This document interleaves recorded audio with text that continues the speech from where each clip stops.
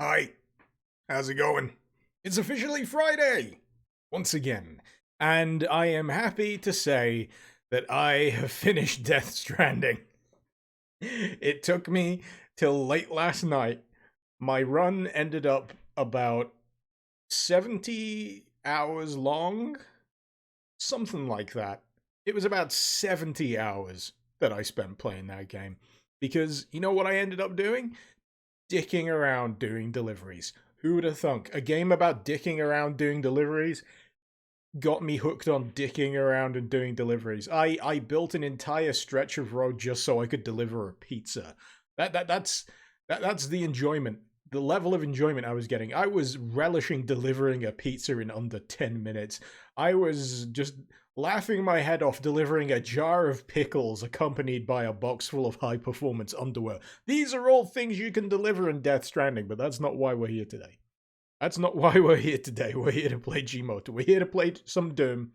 So, let's be honest. This is going to be Doom Mod Madness and the Death Stranding come downstream. Mostly for me. Mostly for me. Anyway. Classic Doom fan, you happy to see me live on Twitch? Thank you for dropping by. I might turn on some lights. The sun is starting to dip. I can use what's left. I can use what's left. So anyway, I'm not sure what map to play GMOTA on, if I'm going to be honest. I've got Doom 2 the way it did, which is a pretty good map set. I've also got Compendium. I'm thinking about just spinning the roulette wheel and seeing what Compendium comes up with. And if I'm going to be honest, I'll probably end up playing on Brotherhood of Ruin, because Brotherhood of Ruin always seems to fit GMOTA for me. Like a glove. Oh, Jesus Christ. Bear with me a sec. Christ, that was loud. Alright. Where's my levels at? Anything above 10. Anything above 10 goes apeshit. So we got a new character on GMOTA 1.3. We got Rustam. He's a robot. He's a robot. We got Doomslayer. We got Lord Blazkowicz. And now we... Kustam! Sorry, I read that as an R. I read that as an R. Now I feel like an idiot.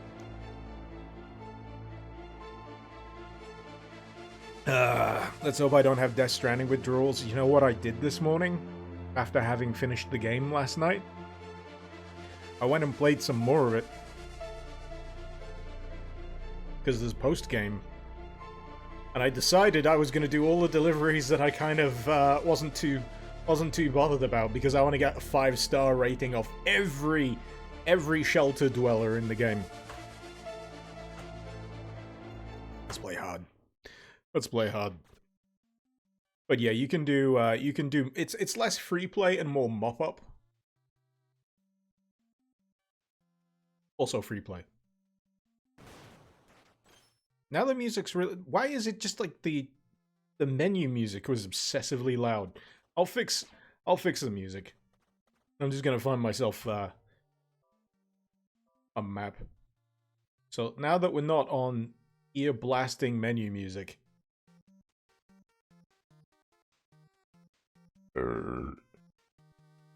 Still very quiet, isn't it?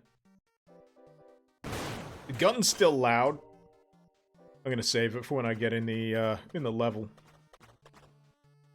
Good old GMOTA going medieval on their asses. GMOTA is an old favorite here at Icarus Towers. I played it pretty early on. It has been the gift that keeps on giving, courtesy of Combine Keegan. He just keeps updating it. He's got a Patreon that's dedicated to, you know, help him utter along, making more of it. There's gonna be another character added, apparently. So, it's got 3 characters currently available. There's gonna be a 4th. So what's the stats on this? Ranged. Much better ranged. Iffy on the melee and the magic. Not very fast. Doomslayer, fast as all heck. And Lord Blaz, heavy on the melee. Heavy on the melee, heavy on the magic. Doomslayer, not so much. Was there a menu slider? Fourth from the top. Oh, was there a menu slider for music? Oh, well, maybe if I just put it down to 10. I wasn't looking at that. I always just look at sound and music. Anyway. How do I best fix this now? If I whack this up to 100.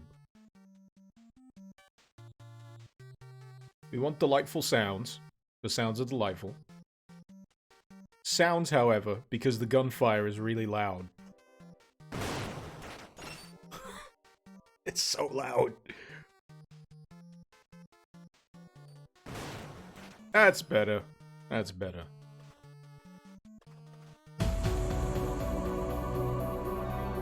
I swear to God, this fucking intermission menu music shit.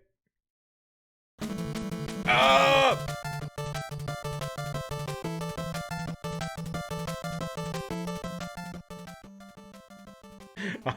I demand to speak to the manager. I demand to speak to the... Fine, we're leaving it like this. We're leaving it like this, and everyone's going to enjoy themselves. So what's this WOD? Some kind of jumble of maps? I'm playing on a map pack called Compendium that contains a metric shit ton of awesome megawads. I recommend you download it if you're ever stuck for a map pack to play through. It's very, very compatible as well. So if you want to slap on a mod like what I'm playing, which is GMOTA, Compendium's compatible. It is uber compatible.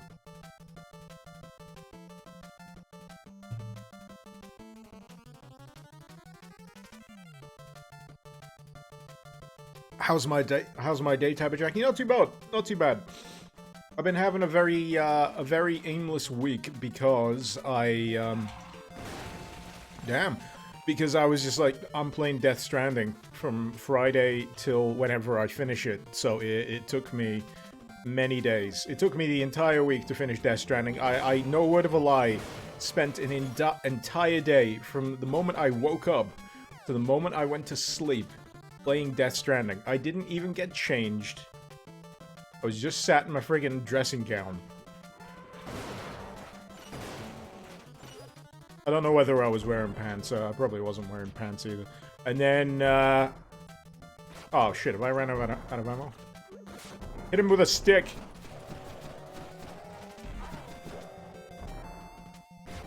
Ah, that works. That works. Where do I get bullets from? I demand bullet. He's gonna see what I've currently got here. Is there any secondary? There is a secondary. Oh, you have to reload. Of course, it's a Combine Keegan mod. I forgot about reloading. Rocket Fox, you never knew that Compendium was a thing, but now you know.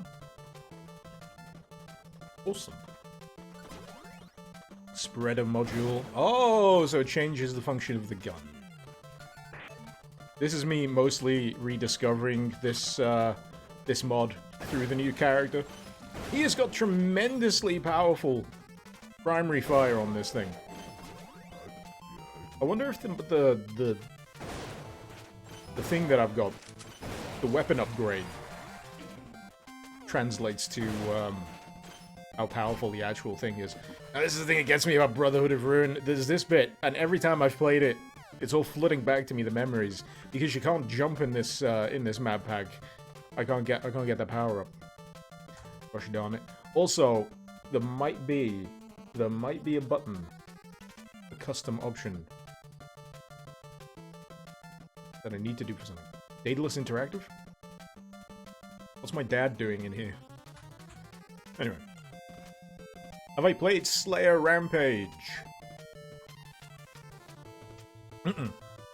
I have not. Dude, no one likes if I liked the game. You guess it was worth to play it for an entire week. Death Stranding? Hell yeah, I fucking love that game. I'm not gonna lie, I got to the end of that game and I had a little cry. I got a little teary-eyed. It made me feel the feels by the time I was done. And you know, when the final credits roll, because the credits roll like 3 times in a Hideo Kojima game, I put down my controls, like, that was a fucking fantastic game. Would recommend. Would recommend to people that enjoy delivering things from point A to point B, and things getting incrementally more crazy and difficult to overcome as you go. I spent an entire day trying to figure out how to cross a fucking mountain range. That was good. Oh man, this character is power fantasy. Kustam the gun knight's great. Oh man, he's got a long range kick. Look at that. I'm not anywhere near the wall. He got legs for days. Or maybe I'm just misinterpreting how big his foot is. I'm actually exactly as far from the wall as I need to be. He's just huge. He just has huge legs. Check out the guide for Kustam. There's an additional guide. Blast moves, Doomslayer, Kustam. Your hand cannon shots are instantaneous and perfectly accurate. Nothing is out of range. Yes. Hold fire to charge. I've done that. Press alt fire while charging. Haven't done that yet. Your hand cannon. Alt fire while charging your hand cannon to fire any sub ammo. I'm not sure if I've got sub ammo. Make sure to keep reloading. Staff combat. I haven't messed around with the staff as much yet. I've done that one. Hold fire. Charge. Alt fire while holding it to spin the staff. That's pretty fucking cool. Non-standard staff attacks will build heat. You will overheat. Fucking hell, there's a third page. Auxiliary actions. Alt fire to kick. We've done the kicky. We've done the kicky. The kicky's pretty good. Alt fire you can charge the kick. Gosh. Press reload with the staff equipped, and any support potions you may have will be used. Press zoom at any time to equip the medi tool. Once ready, press fire to heal. Have I got zoom equipped? Z. I do! I'll have to finish reloading. Oh, you don't have to hold it. I've gotten used to holding buttons because of Death Stranding. You have to hold buttons down so much in that game. Also, I need to turn some lights on after I stab myself. Alright. Told you the sun was going down. Oh. Ah!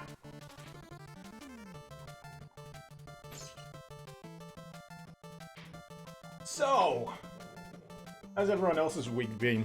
I've told you all about my week, which consisted entirely of playing Death Stranding. What have you guys been playing? Any of you been playing Death Stranding as well? If so, how far have you gotten through it? And I can tell you whether you're just like little Babby and you've got loads of times to go. It's not a short game. Right. Sub-ammo. I don't have any sub-ammo, so I can't use that ability yet.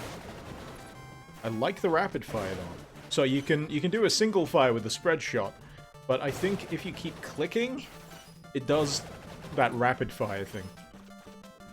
I think I'm actually nearly out of bullets. I should have been more careful.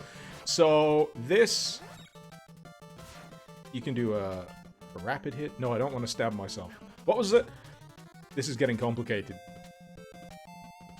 Alt fire while holding a charge. Oh, alright, so it's that. That's the deflect. I understand now. I'm gonna forget that. Very, very short space of time. I'm probably gonna die in a very short space of time. Have I played with people on Xandrona before? Yeah, once or twice. I don't really do multiplayer all that much. Marvel, your week is work and Death Stranding. You don't do FedEx, do you? I can imagine the irony of being a delivery person and then coming home to play Death Stranding. Oh yeah, charge kick.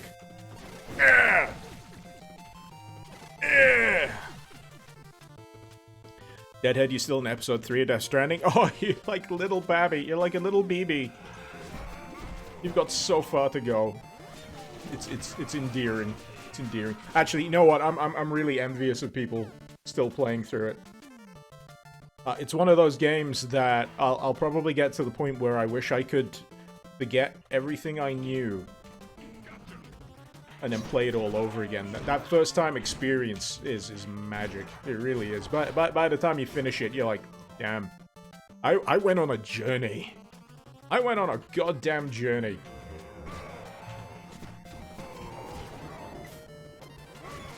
I like that you can hit them with the spin staff as well. Just fuck everyone in here. You can't hit me. I'm just gonna spin this staff in your friggin' face. What are you, some kind of crap dragon? Fuck it. Get kicked. I like this. I like this mode very much.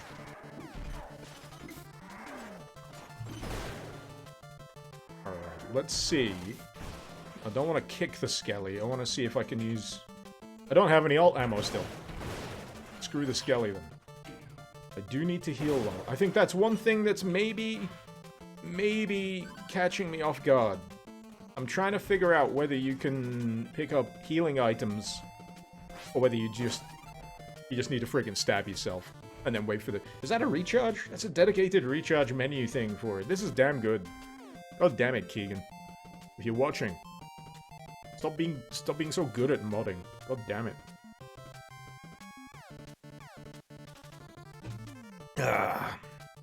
Marvel, you know you're nowhere near through the game. You haven't even got the harmonica yet. So you haven't found the musician. Where is the musician? The musician's in, like, the first region of the game. You might have missed him. That's the only hint I'm gonna give you.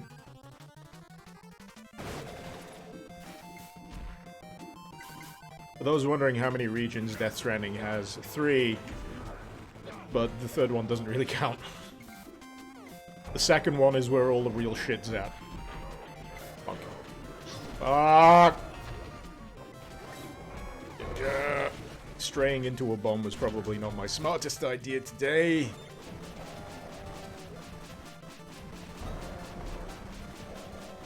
You know what? I'm dead. I was just thinking, I don't feel like I'm overheating, and then I just realized there's that little bar at the side. So, let's do that move again. Do the spinny shit. So I got my heat meter on the right. I completely friggin' missed that. Stay safe, bot. I don't mind waiting till the first death. It helps. It helps me focus. Helps me focus.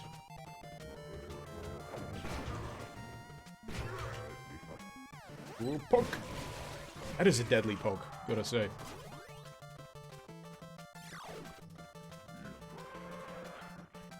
Charge this shit. Ooh! I'm gonna try that again. That made me moist.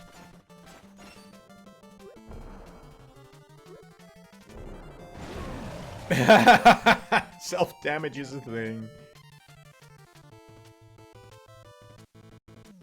Marvel, you kept getting distracted by other people's drop delivery and kept going back on yourself. Oh, I kept doing deliveries in Death Stranding.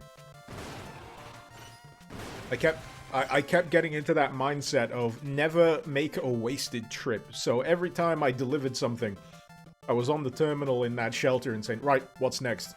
Next delivery. It doesn't matter if it's a story mission or not, or story delivery. I just want to deliver shit. And then at some point during the game, because there's this faction of, like bandits in Death Stranding called mules, they'll basically try and steal your shit if you're going through the territory. And at some point, I stopped and I went, is this game turning me into a mule? I'm getting addicted to just cargo delivery, because that's apparently what they're all about. They're just people that went kind of mad and decided to live out in the wilderness and steal everyone's shit because they get a rush out of just hoarding cargo. Anyway. I think it's actually dumber than that, but bless Hideo Kojima. Never give Icarus explosives of any kind. Always give me explosives. The results are always positive.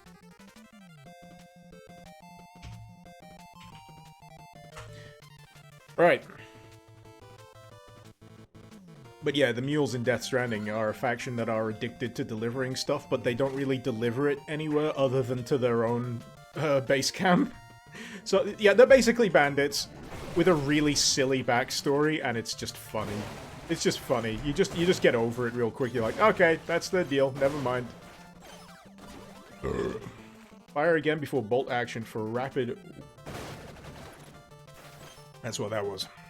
Right, so I should have the alt fire now. So if I hold, then alt fire. Wait, that's not working. Why can't I fire? What have I done? Oh, I got a bolt. Fucking reload. Why do I keep forgetting about the reload?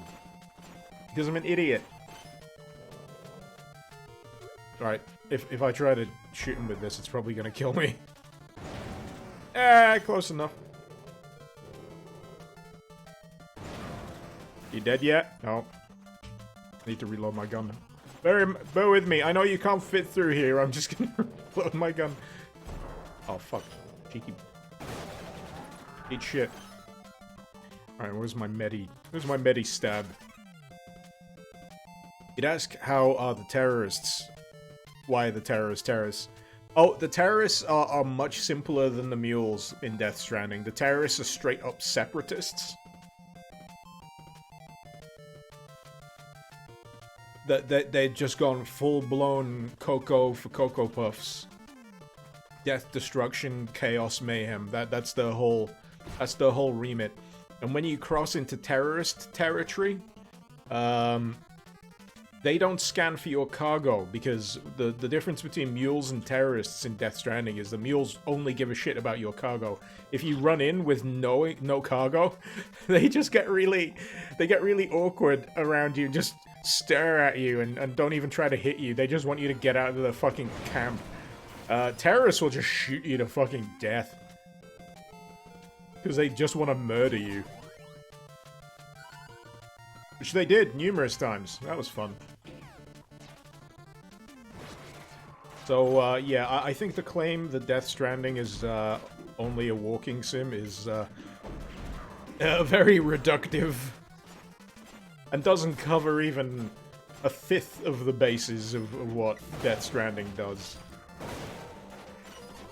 But yes, walking is a very significant portion of it.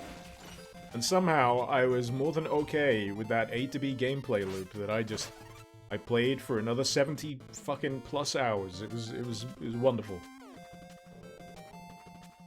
I'd keep doing it if I could. But I thought, I best, you know, get myself back on the straight and narrow and at least play some Doom, because it's Friday, and I usually do Doom Mod Madness live. And I haven't got a Doom Mod Madness video to put out this week because all my time got occupied by Death Goddamn Stranding. Thanks, Hideo. So there you go. There you go. That's the story. Gonna read some goddamn comments. Shavney, thank you for the resub. I forgot to look at my subs there. I was a little too invested in yelling about Death Stranding and playing this. What was the previous one I had? Lava Being. Was that a 12? Oh, that was 5. That was 12 days ago. Let's take that back. And Thunder God, thank you very much for the bits. Anyway, what was I doing? I'm pretty sure my mini feed misses some resubs. It must have an option turned off because I'm sure there was someone else earlier on that did a sub. I'm just scrolling up now just to double check. It was Rapard. Thank you very much for the 10 months. Yeah, why didn't that show up on my feed? I may have to do some digging on that.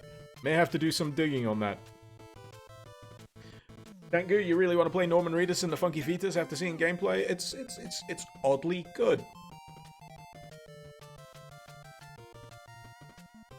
You saw you could wield firearms? Right, without getting too specific, there is a point in Death Stranding that straight up reminded me of a Metal Gear boss fight. In fact, there's a point in Death Stranding that straight up reminded me of one of the goofier parts of Metal Gear Solid 4. And it's like, yeah, we're doing this again. Have fun. And I'm like, I am having fun. But yeah, I don't want to get too far into it because I know a lot of people are very, very curious about the game, and really, it is a game that I wouldn't want to spoil too much. I know it's been out for a week, but it takes such a long time to get through, and it is not a game you rush. It is not a game you rush. You take it entirely at your own pace. So, this next section, I wonder if I can get through it just by spinning my spinny stick. Let's find out.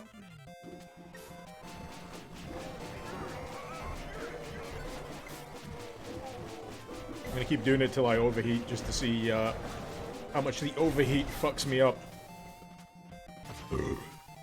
So you can't really do much till the overheat wears off. Can I still shoot? I can still shoot, it's just a melee.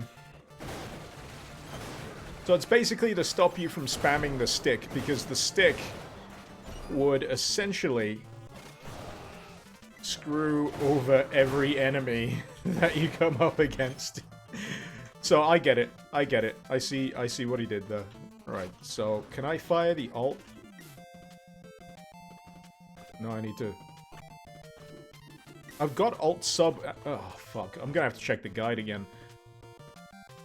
Staff combat, auxiliary actions. Oh, misc. Fuck. What am I clicking? Alt fire while charging. Provided you have the... Oh, yeah, you need gems to do it. So you don't have gems, you can't fire the alt. Okay, things are making more and more sense. Miscellaneous, press the use key to pick up barrels, and you can throw them with primary fire, drop them with alt. Nightmare mode is a revamped difficulty that changes up the monsters. Ooh. Treat Nightmare like a new game plus. Interesting. But once you've done your time with a primary playthrough of a map, you can jazz it up a bit with a new playthrough. You know one likes have been having long-winded conversations with a really swell guy over the week. Kind of looking forward to see if you want to meet up at some point. Fingers crossed. Hope it goes well, dude. Hope it goes well for you. Forge gems. Ah, cool. I can use my gun again. Right, I'm gonna save. Because this shit always releases a crap ton of enemies. Yep. Spin. Spin. Spin. I'm gonna stop just before I get overheat. Right, let's see if I can do that alt fire. Nope, that's not alt fire. That's kicking him in the face. Shit. Wait, no.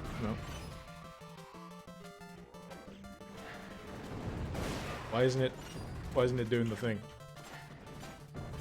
I want to do the alt fire. So you charge the gun. Oh, you need to charge it the max. Ugh. Why must this game blue ball me? Who am I kidding? I've been playing Death Stranding. That's a game all about blue balling the player till you get to a certain point and you finally have all of these really fucking sweet upgrades that you can use to just get around the map. Got the GMOTA update? Yeah, you're looking at it. 1.3, new character, custom. The Robo Knight. I don't know if you've been able to play him as him before, but I have not played as him, so that's what I'm doing now. Dear me, I have a stick. Am I having fun, Catalog? Absolutely. Absolutely. So I got the blue key, so should be able to get back to the blue door, which I'm pretty sure has a Baron behind it. It might just be a Hell Knight on this difficulty. Honk! Oh shit, that was a bomb. Honk! And death. It's a good job I saved. I don't think you can deflect bombs back at them. Let's find out. Oh wow, range! Range! I'm all the way over here! Get wrecked. Get wrecked! Kustam's got some serious range on their melees things.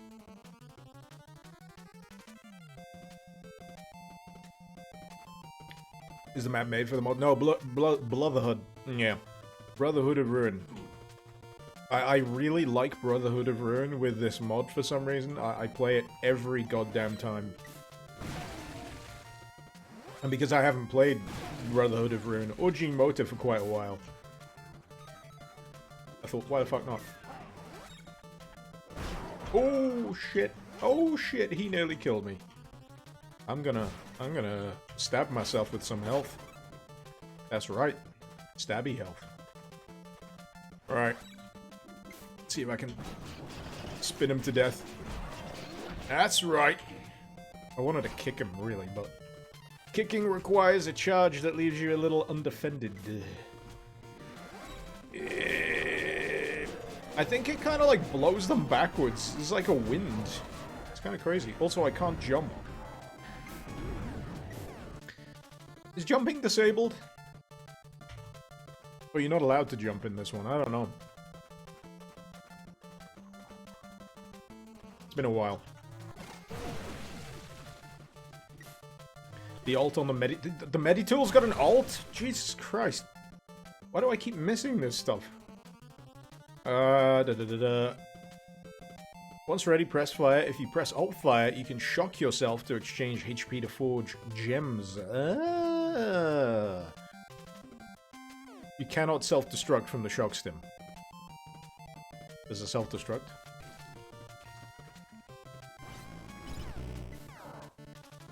Does it just straight up kill you? I don't know. Anyway, I'm gonna charge up and kick this this guy in the face. 2 kicks. 2 kicks, baby. And some meat. And delicious floor meat. But I think ranged is gonna be the way to go for this. Thanks for reminding me about the alt on the Medi, by the way. Oh shit, need to reload. Oh, speaking of alts. Oh, am I just shy of it? I need to shock myself again.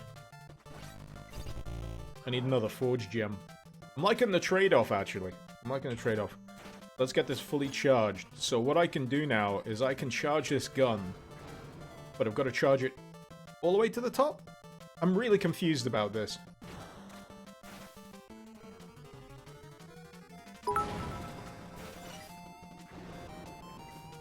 Thanks for the help with Death Stranding. This stream is a great help. Oh, no worries, Marvel. Thank you for the 500 bits. Did I help you with Death Stranding? Oh, the musician! Yeah, sorry. I got too much stuff going through my head. Too much stuff going through my head.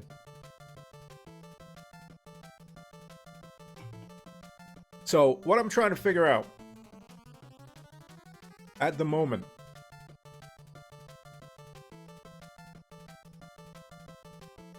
God damn it. Press Alt Fire while charging your hand cannon to fire any sub-ammunition you have currently equipped.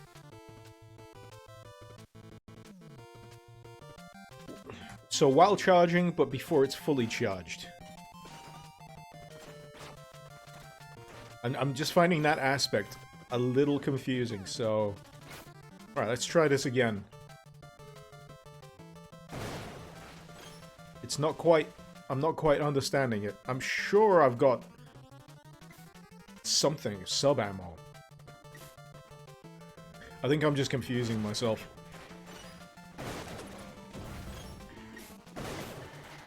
Oh, fuck. I stabbed myself for ammo again.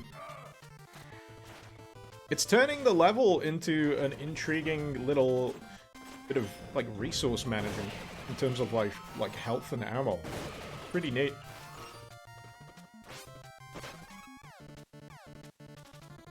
Maybe wait for full charge. Ah, I've done that. I haven't got enough ammo for it. So the charge, I'll show you. Oh, there's an enemy here. So the charge only goes up to this. So if I press Alt now, it does nothing. I think I've got a. I don't think I have the. I don't think I have the sub ammo. I'm confused. I don't have enough gems. Yep, but I had enough gems earlier. That's what I'm trying to tell you. I keep stabbing myself to get the full reload. And then I do the full reload. Alright, let's try this. Alright. Now what? It only goes that far. I need 40 gems? Maybe it needs... Oh. Alright, let's stab ourselves again. This is very encouraging role model behavior, isn't it? You're feeling a little bit low on health? Just friggin'...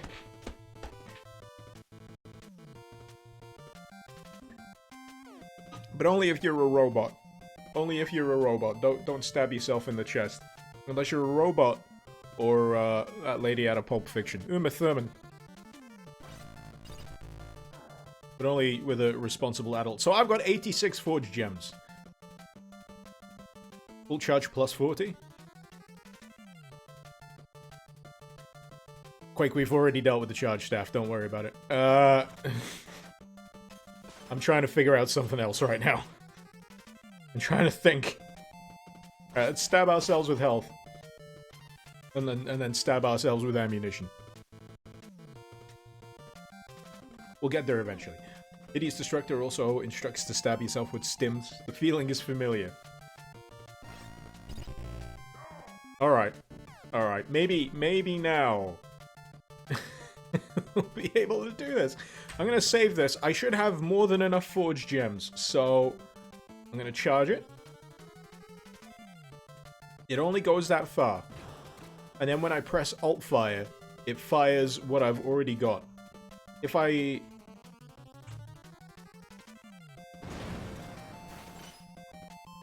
I'm confused.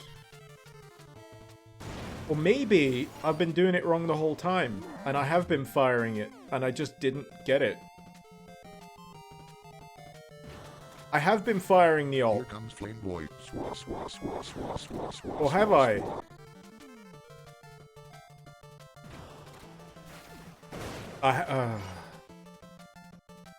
I find this element of the gameplay a little confusing, I gotta admit. It's a little hard to figure out. But, yeah, it's because I have the stupid. Don't worry. I have the dumbs.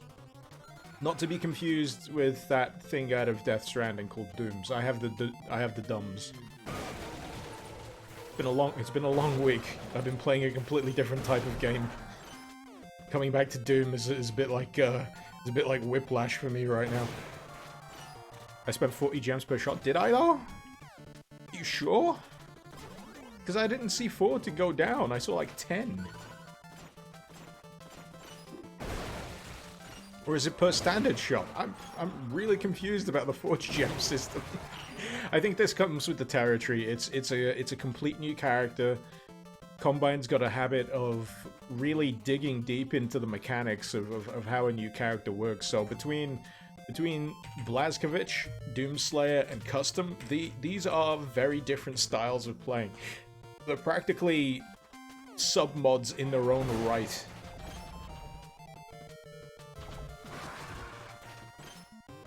Yeah. Haste potion. That's when I use that. Never mind.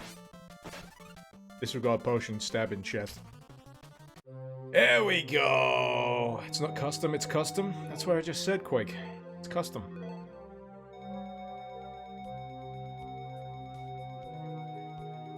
You trying to friggin' gaslight me or something? It's custom. Anyway. I know how things are pronounced. I'm English. We invented pronunciation. Okay. For the record, it's pronunciation.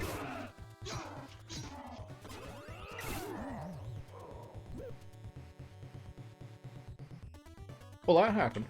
I didn't expect them to be able to throw an entire fan of knives.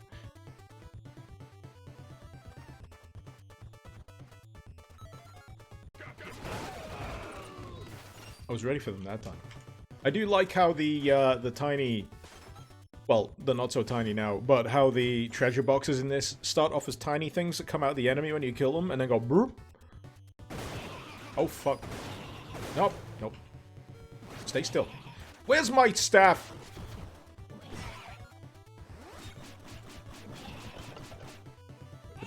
Get back here. Get back here. Don't you...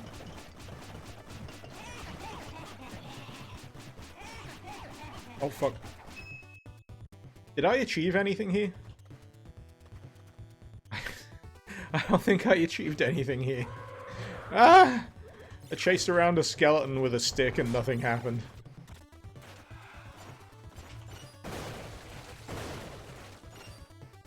But yeah, Kustam has got a ridiculously powerful gun. Half the time you don't need to you don't even need to charge it. You just need to remember to reload the thing.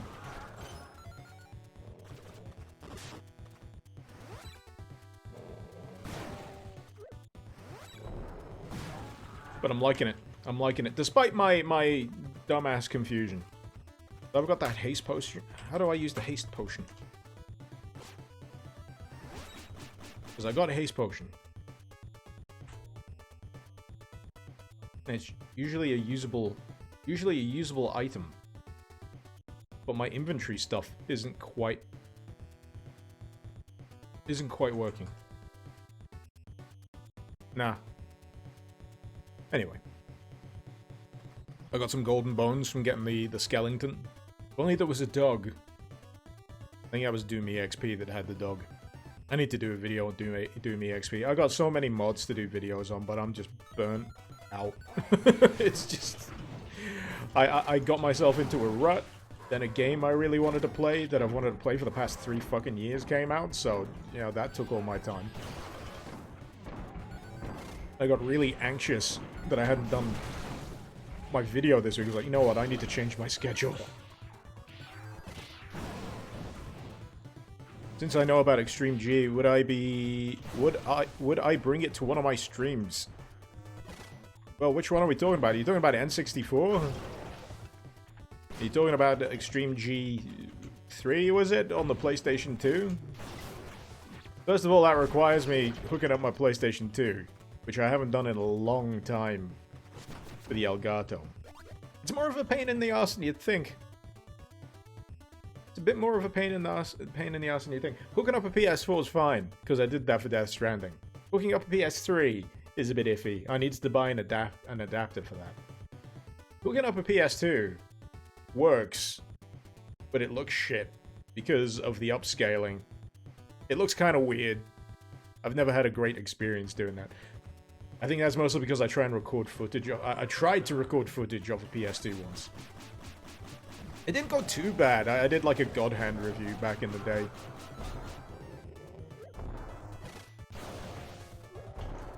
Basically, what I'm trying to say here is I'd love to, but I'm lazy.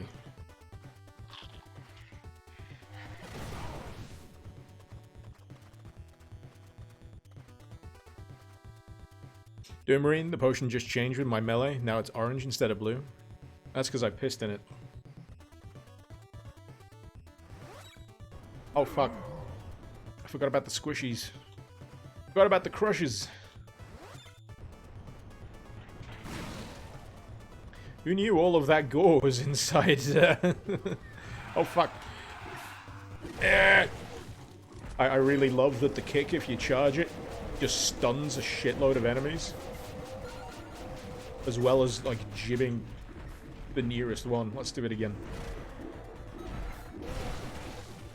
Oh, fuck. Need to reload. That helps! Pokestick seems pretty powerful. Everything with this character is pretty powerful, but the way the character is structured is, you can pretty much wreck everything's face. But you've got a pretty hefty reload time. And you've got a raft of alternative mechanics you can use with the weapons that'll make that ammo go down quicker. Same with, like, the stick. The stick's great, but if you use it too much, you'll overheat. So this thing that I'm doing right now, there's a little heat bar building on the right-hand side. And you can spam the shit out of it, yeah, sure, but if you overheat, you are done for when it comes to using that particular particular thingamajig. Also, health stabbing. Emulation is a bit of a chore. Mouse. Oh yeah, with regards to older games on older systems. I mean, I love Extreme G. I played the crap out of that when I played it, obviously. But yeah, getting them working these days is a bit of a chore, especially with the way, like, something that people don't appreciate so much these days is how crap older games, like older gen games, look on LCD screens.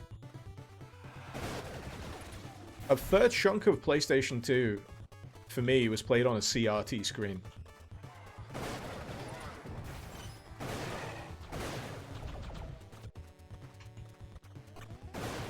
Which is crazy when I think about it. But when you put some of those games, especially if you're going natively from the PlayStation 2 onto an LCD or, you know, whatever screen, they look a bit weird. Some of them, like, stretch out real bad, and you can't really do anything to fix the resolution natively. I mean, you can fix it if you're streaming it, but you can only fix it for the people watching the stream and not for you playing it. Logistically, it's a pain. But yeah, not too bad. Mikey Gill, you can exchange health for gems. Oh yeah, I know that. I'm just having fun poking people in the face. And spinning my spinny thing. Because they can't hit me. Unless I stop spinning. Also, improbable leg reach. Improbably long leg reach. Why are we shaking? Oh, it's me. It's me that's shaking. My leg is... I like the fact that I've got this leg cocked. So I'm wondering how Kustam is moving right now. He is just gliding around on one leg. Alright. Fuck you. Yeah, that works. I always appreciate it. I always appreciate it in gameplay mods when you've got the custom sprite and you've got the moves bound to the sprite. So I imagine, yeah, the stick has got all sorts of shit going on. Can you do the spinny? Have we got the spinny animation? Let's see if I can...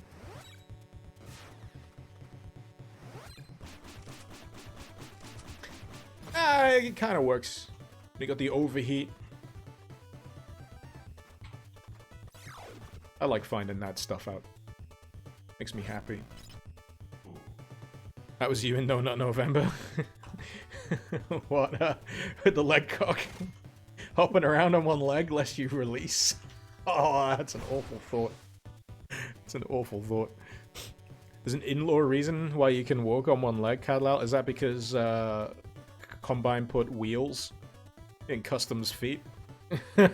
Has he got scooter feet? Ah! Shit. It's fine. It's fine. Stream's fucked up for you. Is it fucked up for anyone else? Anyone else got a fucked up stream? Or is it just twaffle? I'm hoping it's not fucked up because I'm lazy and I don't want to fix anything.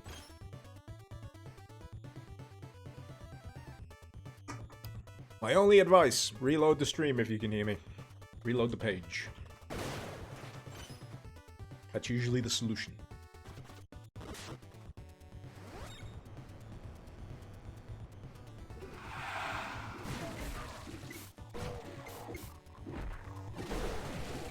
Yeah. Oh god, that's a lot of them. I don't think I really anticipated how many of them there were.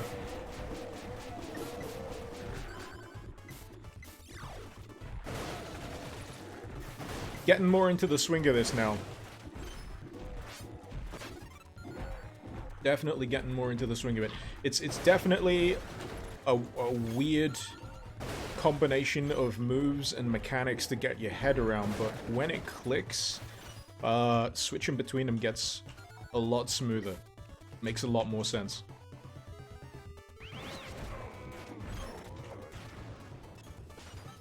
But something that I was going to bring up earlier, actually, was the fact that I've been playing some gameplay mods that don't specifically feel like they're making you OP, and in fact, make levels trickier than they normally would be. And I'm trying to remember what I was playing last that did that.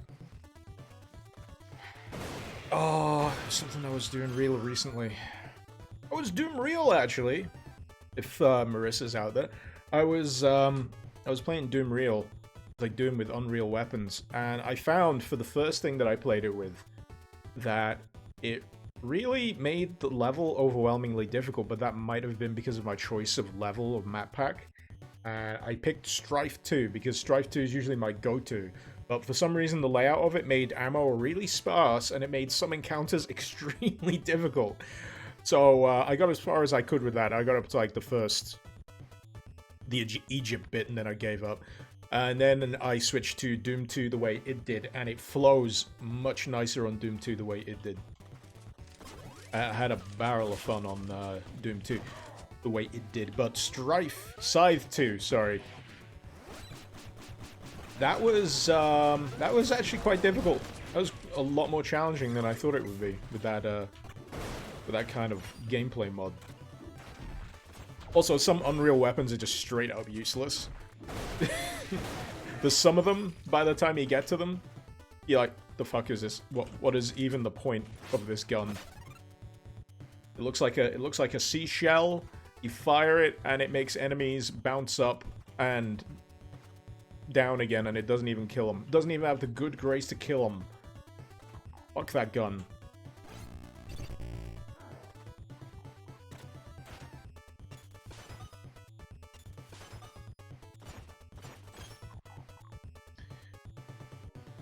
Waffle, you're currently making some Sonic Robo Blast 2 kart maps. It's going to take a while to get it done, but if you finish it, you'll share it somewhere. I need to dive back into that. It's a barrel of fun, that mod.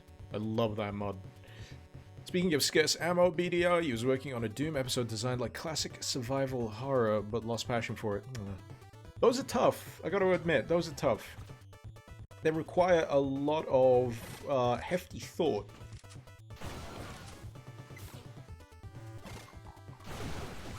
In terms of balancing. Always tricky. Bone Malcap, you still trying to play through Strife and Hexen? Hexen, though, you always give up on because that old chestnut. Solving 9,999,000. Wait, that's more nines. That's a few billions in there. A lot of nines. A lot of 9,999,9ths. Let's just say 1 9 bazillionth of a puzzle. That sounds about right.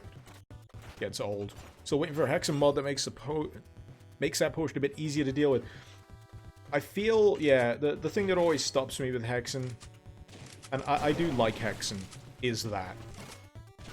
Having to flick a switch and having this real basic text prompt saying 1/16th of the puzzle has been solved, and then requiring you to backtrack to a completely different fucking level to figure out what it actually did, or if it did anything at all, just kills me.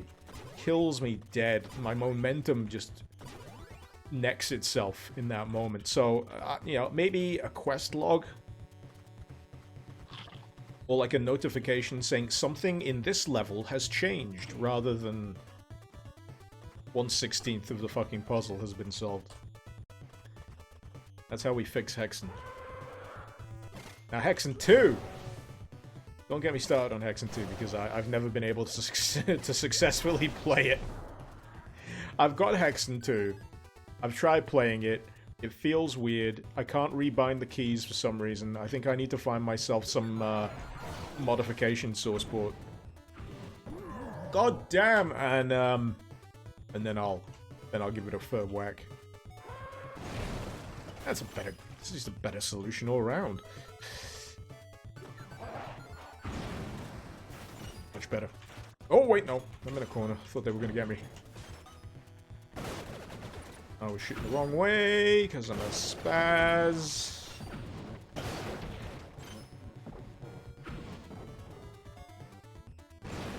Oh god, there's still another one. Right, where's my stick? Humiliation time. So long, Mr. Bones. So long. Is this Brotherhood of Ruin? It is. You can tell because of the ruins.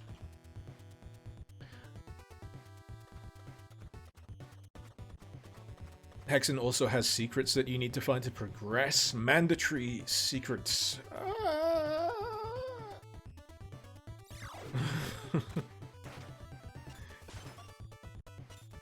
I feel like Hexen is going to be one of those games that I finally play all the way through once and then never again. I'll just pick one class and I'll be done with it. Unless, you know, some spark ignites. You know, some crucial spark ignites in my mind and I'm like, yeah, okay, I get it now. But yeah, for the longest time with me and Hexen, it just gets to a point I'm like, I'm bored. I'd rather play Heretic. I love Heretic because it's straightforward and doesn't fuck you about. It's one level. then the next, then the next, then the next. The hub design was ambitious in Hexen, but way underutilized. Oh god! Tiny boners! No! Get away from me.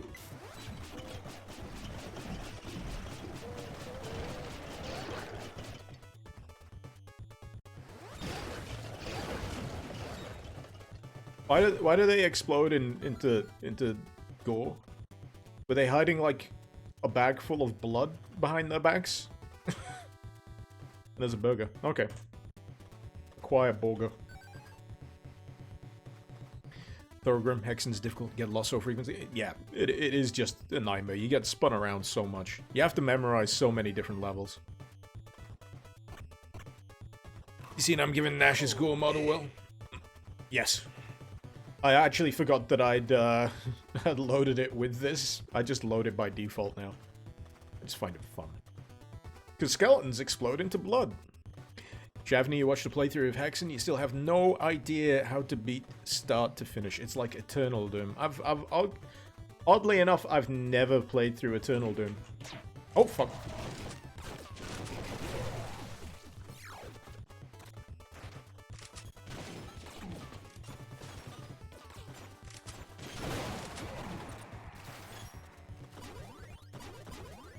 Well, that worked out. That worked out just fine. Now, this part of Brotherhood of Ruin always kind of gets me a little lost. Not anymore, because we got angry boners to deal with, so that at least gives me an idea of where I need to progress. It's because I missed that switch that I flicked with the those enemies just teleporting in. I always forget to check around the other side of the pillar after I've dealt with the it's usually an archvile.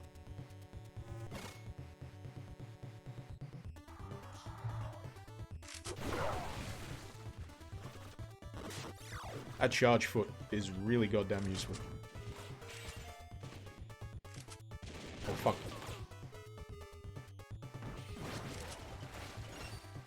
I'm still trying to do that alt fire thing, and it just still doesn't feel right to me. So, my knowledge of it... Yeah, there's just too many. There's too many moving parts. Too many moving parts. So...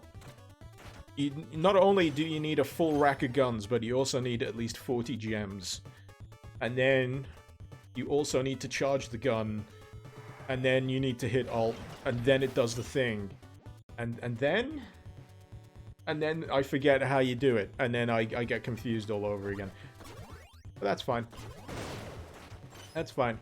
We've got plenty of other ways to kill enemies. It doesn't worry me that much. It's just a little... Ugh. I did it. Oh yeah, I know I did it, but I'm not noticing it. I think it needs to be a more defined ability. Like a... basically, if you're failing to notice the alt fire when you do it, that means the alt fire isn't as defined as it should be. That's what I'm trying to say. I think that's where my confusion is stemming from. If I do the alt fire and it feels like I didn't really do much, aside from how I normally do the other thing, charging the gun, then maybe it needs to... It needs to be screwed around with, is what I'm trying to say. It just feels weird to me. I'm not saying it's bad, I'm just saying it feels weird. And it makes my brain go a bit funny. And my brain's already funny as it is. So yeah, there's feedback for you. Bear in mind, this is my first time playing this character, so...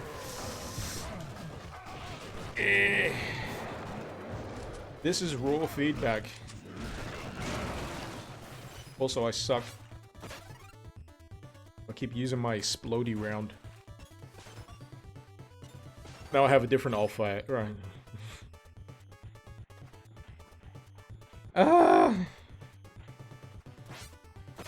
Let me stab myself back to health. Then we'll deal with the other alt fire.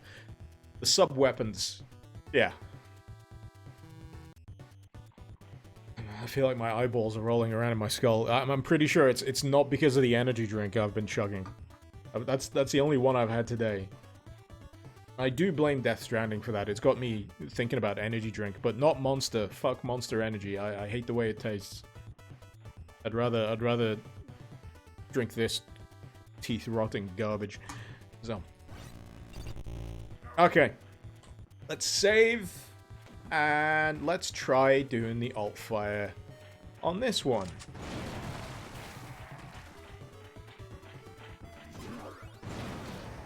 I think it's more noticeable on this one from a distance. So let's standard spread fire. It's because I gotta remember the aesthetic that Keegan's going for. Whereas if I just do the standard, it's just a straight up shot. But then you've got the charge and the alt fire. With this particular one, at the right distance, yeah, it's a more definable spread shot. But, you know, the difference between a standard spread shot and a slightly more scattered spread shot doesn't feel as momentous, if that makes any sense. For something that's supposed to cost 30 forge crystals per shot after a charge, I think I just want more fireworks is all I'm saying here. I'm used to bigger, better booms. I'm addicted to explosions, you know this. You should know this. If you're just turning up. Hi, this is not Alcoholics Anonymous, this is Explosives Anonymous. EA. That's the real that's the real name for EA games. Explosives Anonymous. That's why the games are all boring. They're trying to stop explosions happening. What am I even saying? I've been here. I need to go through that place without blowing myself up. Again, Explosives Anonymous. Quick, you think from your test now with alt fires you can either charge them with the primary or click alt fire to charge for weaker shots. Yeah, I've already done some research right here, and yeah. I know how I feel. And my feeling is mildly confused. But that's fine. I'll get over it.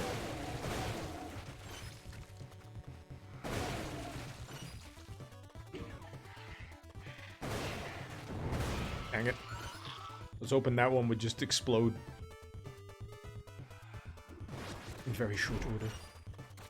So yeah, you gotta make sure you've got at least a minimum amount of bullets in the gun, up to this quantity. Then you unleash the fucker. But then you gotta stand well back, because it's splody. It's basically a rocket launcher. And yeah, okay. It's sinking in, bit by bit. It's gonna take me a while. Like I said earlier, this isn't really 100% a Doom Mod Madness stream for me. This is also, I have spent 70 hours, oh, that's neat, over the last week playing Norman Reedus and his funky fetus. So you'll excuse me if my brain doesn't work normally anymore.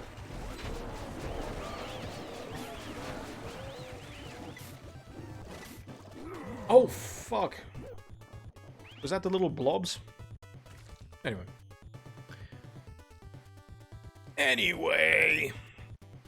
I don't need to stab myself. I do need more bullets, though. Was someone saying? Red Dead, you can use the syringe even if you don't have the health for it. It can't kill you, but does it give you as much... But does it give you as many forged diamonds if you don't have as much health? Basically, the way I feel about that is good. Makes sense. It'd be a bit silly to just straight up stab yourself to death with a healing item, even if it's supposed to give you an exchange of life for bullets. But I'd rather give myself more health first. Wait for the health, the syringe to recharge. And then use that extra health I've gained to get even more bullets. It makes sense to me. Zekri. Plane travelers get jet lag. Icarus has Death Stranding lag. Yeah, my soul is still drifting somewhere over the mountains in Death Stranding. I'm still thinking about it in the back of my head. I'm thinking about what delivery I'm gonna do next. And how I'm gonna deal with the terrorist encampment that I've got to drive through, and how funny it would be just to intentionally get myself caught by monsters and just blow craters in the entire game. Actually, I'm gonna be talking about Death Stranding again, aren't I? I heard a really fun idea that someone came up with on, I think it was on Reddit, where I was just idly reading posts, and they were like, I want to do a failure run of Death Stranding. I'm like, what's a failure run? And it's where you basically get intentionally caught by the spooky ghosts at every opportunity. Let yourself get eaten by them, and when your character gets eaten, it basically blows a great big crater in the map. And you're not allowed to go through the crater. It basically fucks over that portion of the map. You have to go around it. And drastically changes how you navigate that section. It's a really cool mechanic, one that I didn't actually trigger because I'm actually good at the game. And yeah, I'm curious. I'm curious whether I should give it a go at some point. It sounds like a fun time. Intentionally ruining the world. Which is actually kind of in line with one of the characters in the game as well. He's like full-on fuck everything nihilist.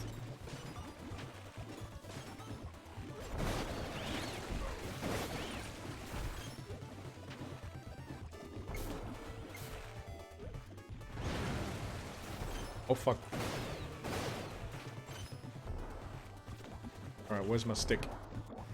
Oh, I keep losing track of these fuckers.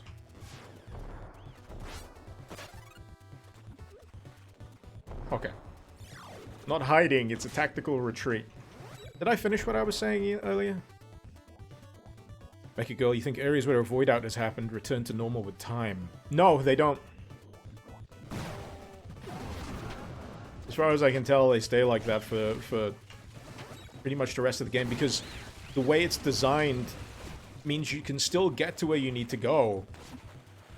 It's just that it's going to be a bit more of a pain in the ass to go around it. It's designed with void outs in mind. There's only like very specific places where your character can actually, you know, die and get eaten and blow a hole in the world. So it's actually very smartly designed where and when that can happen. But if a character, except for your character in Death Stranding, gets eaten by a ghost, which is what triggers a void out. Living person gets eaten by a ghost, you know, explosion happens.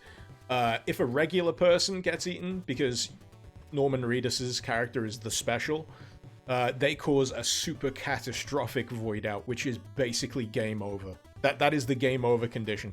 And if that happens, you have to reload the save. It basically makes you go back to the previous checkpoint and says, no, stop that. You've broken the world. Bad, Norman Reedus. Bad. That's my understanding of the mechanic. But, who knows, I could be wrong. I could be wrong. It sounds legit to me. Anyway. But yeah, failure run. Failure run. I think that's going to be fun to do in Death Stranding. Oh shit.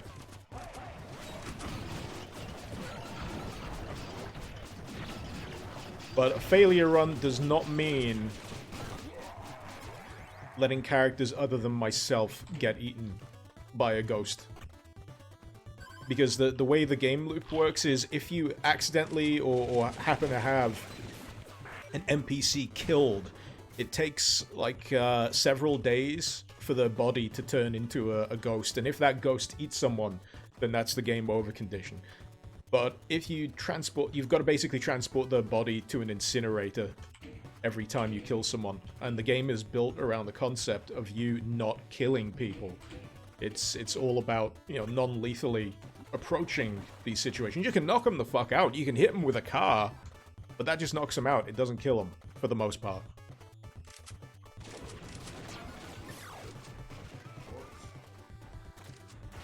Anyway, what was I doing?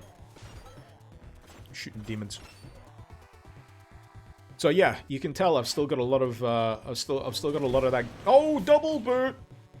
I got the rare elusive double boot. Ah, you can do it if you walk forwards. That's awesome. So if you press forwards while doing the kick, let's see if he's got an animation for that. I'd love to see that.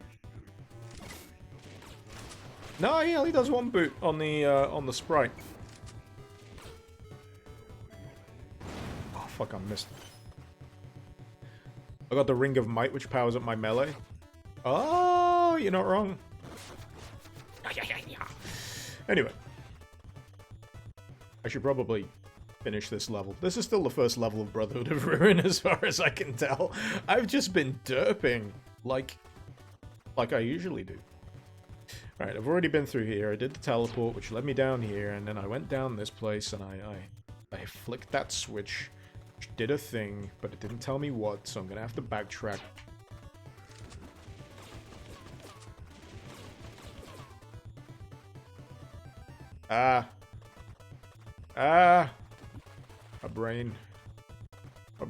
My brain works so good. So, there was this. And, oh, I think I get it. I think I get where I'm supposed to go. Mostly.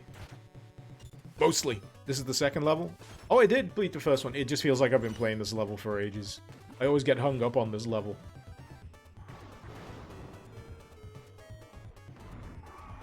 Oh, fuck. I hit the button wrong.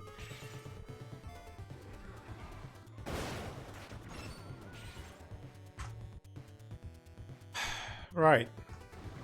While charging with the requisite amount of diamonds. Ah, fuck's sake. Let me get back in the hole.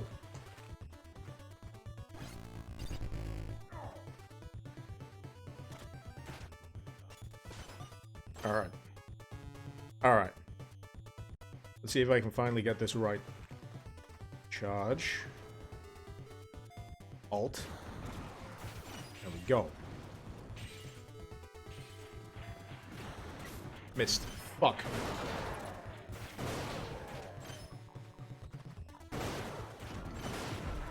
Eee. Health. Health. Get back in the hole, damn it. I'll reload my gun. Or at least stab myself with ammunition. One of the two.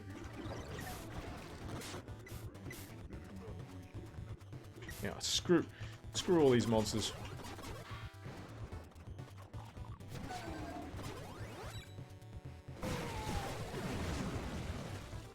Spreader module equipped. Oh, it's this bit around the back. I always missed that. Let's go up here and stick them in the face. Easy. Easy. You don't remember this in GMOTA? That's because it's 1.3 with a new character. Which is the point.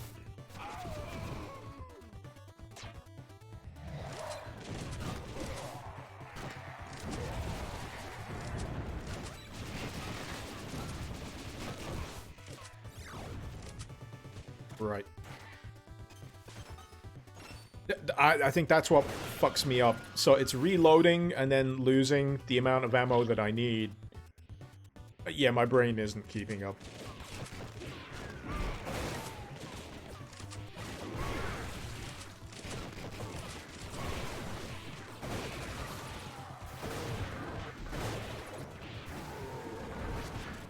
Also, the button clicks for what I'm trying to do with my gun, I sometimes end up screwing myself over more than necessary because I'm trying to charge it, but I've fired a bullet instead, and then I lose the amount of bullets that I need for a charge, and then I go, ah!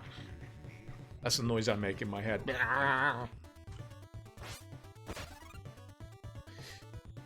Am I gonna watch Children in Need, Sagefox? I don't usually make it a habit. If some of you are wondering what the fuck is Children in Need, it's a UK charity event thing. Basically, I don't have regular TV What channel is it usually on? Is it on BBC? One of the BBCs? I watch it on iPlayer. I don't actually have an aerial connection. I do everything through the internet because I cannot be bothered running a fucking cable onto my roof because I live in one of those areas where the aerial needs to be in a very high point, pointing in a very specific direction just to be, you know, worth my while. So that's why I've got the trade-off of uber speed internet. Anyway, I might watch the highlights. I don't usually watch it. It's BBC. The BBC. I've got more interesting things to watch, if I'm going to be honest. I need to catch up on wrestling. Sounds very callous of me. You're skimping on a children's charity event? To watch wrestling? Yeah. Yeah, that's my life now.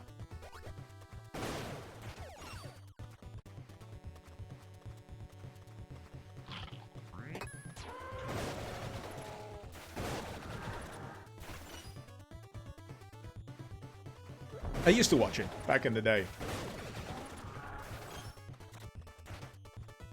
And I mean back in the day, like years ago. I don't watch it so much now. Another night of millionaires telling people who struggle on 2 jobs to give money. I give money where I can. If I've ever got spare change, I always stick it in the charity collection. Just out of habit. You know, if it's anything less than like £1, £1 change. Or even more, sometimes I just go, fuck it. Mainly because I find it annoying to have all of those coins in my wallet. Who needs coins? I got one of those contactless cards. Give it to charity, damn it.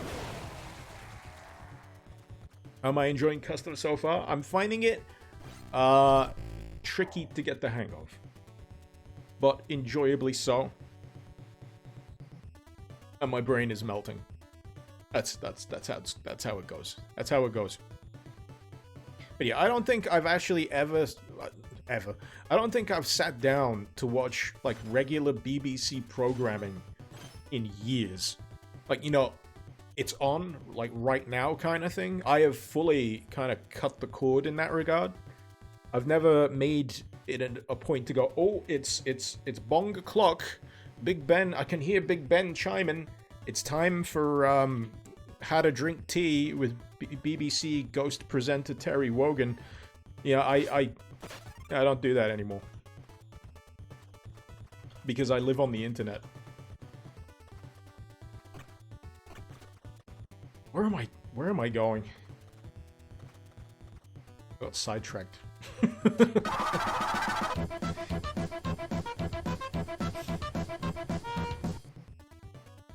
Well, goddamn. Doom Marine gifting a tier 1 sub. 7 so far, thank you very, very much. Zikri is the recipient of that one. Enjoy. To make your cards so the banks can track... Oh, god damn it. Everyone tracks everything I'm doing. Every company on Earth knows every habit that I engage in. Where I go, what I do. The phone in my pocket broadcasts my location near goddamn endlessly. They know when I take a shit. They know how long I spend on the toilet watching YouTube videos. They know... I've given up. I have given up.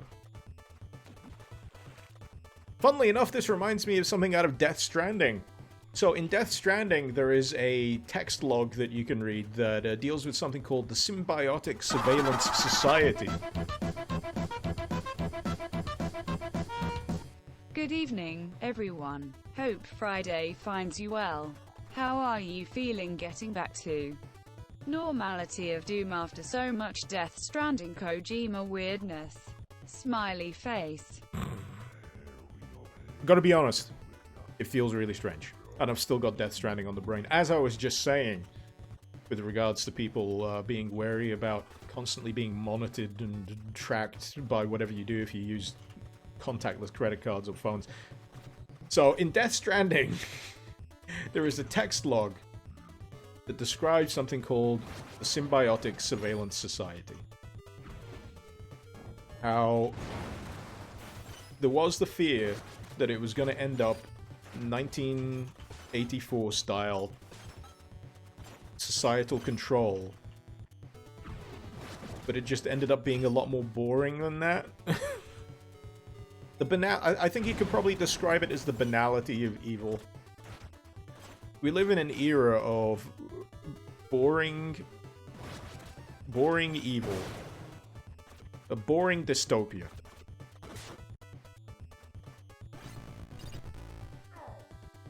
Where we freely acknowledge that shit's fucked.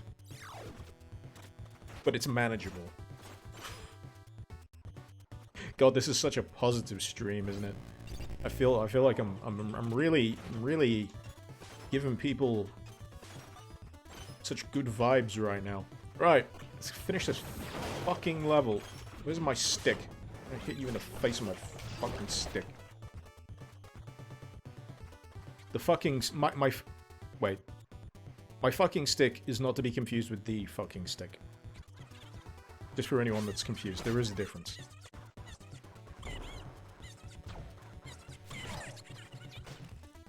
So yeah. Sounds like I get off on the NSA watching me wank.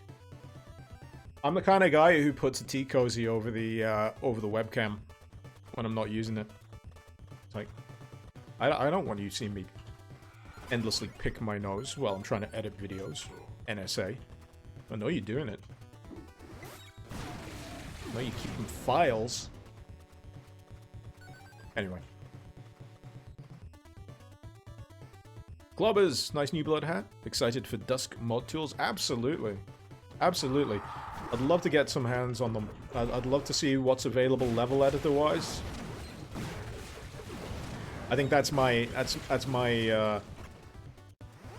my speed.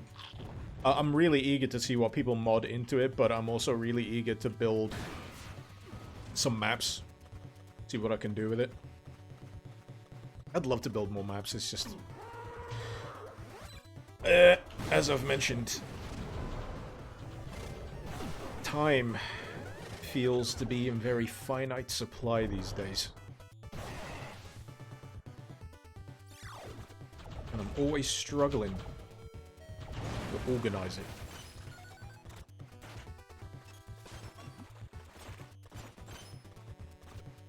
To such a degree that I see some people putting out like fantastic stuff and just wonder how they manage to fit in the time to make it all work. I suppose you just gotta be wired that way. Have I failed? No, not November.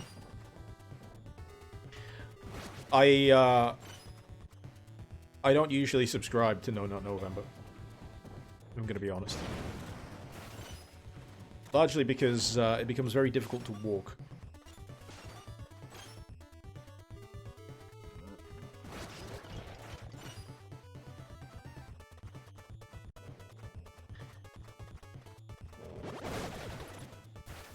I do find it funny trying to figure out who is serious and who is joking about No Not November.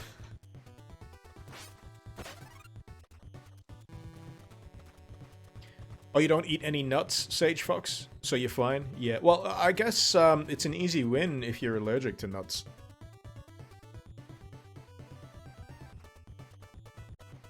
Alright, what was I doing? Let me get more ammo. There we go.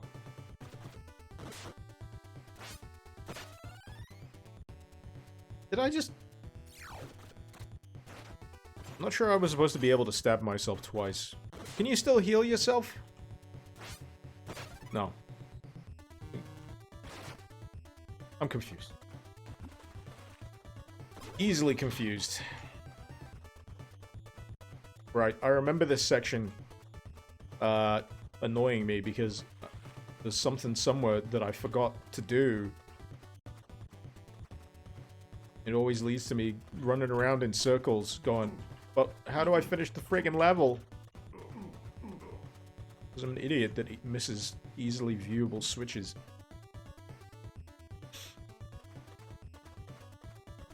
Marini failed No Not November on day 1. After reading an article, it's good for your health to do it 21 times a month. I know, I prefer Brazil nuts, if I'm gonna be honest. Cashews. Cashews are pretty good nuts. Oh, it's one of those.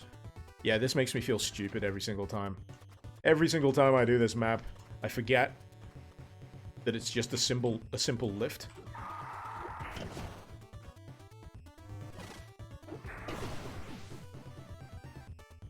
Yeah. He's just gonna stay there. Oh, there we go. That was the exit. That was the exit, though. Alright. There's a bunch of bullshit enemies. Unless this is the exit. This is the exit. We're fine. We're good. Is it cheating to use automap to look for trigger lines? If after a certain amount of running around in circles and being clueless, I think it's acceptable. I think it's perfectly acceptable.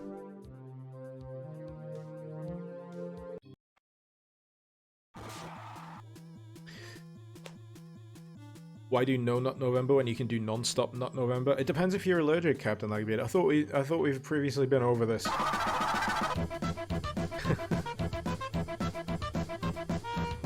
New GMOTA update. Yes. Also, thank you, Skullcraft. 13 months on a streak. 19 months total. 19 months total. Destroy Dick December. Don't get loot. Don't get loot up in here. We're talking about nuts. And the amount of no nuts you've eaten. Unless you got a nut allergy. A family-friendly stream. Anyway, let's talk about my penis. What's the name for this stick?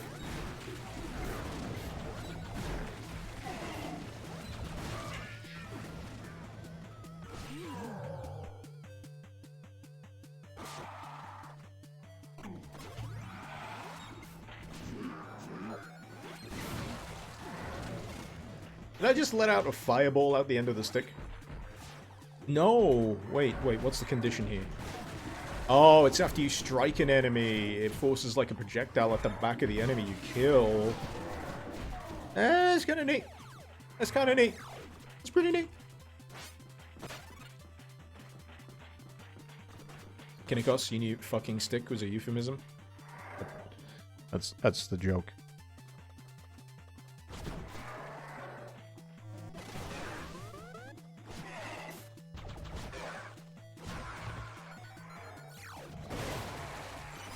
Okie dokie. I think I'm getting the hang of it. Sage Rock, you surprised with an update for this? Well, that last planned character after this sounds cool. Yeah, I have no idea what Keegan's got planned. No idea. But I'll be happy to play it. Always happy to revisit GMOTA because I'm always presented with something new. Something a little different.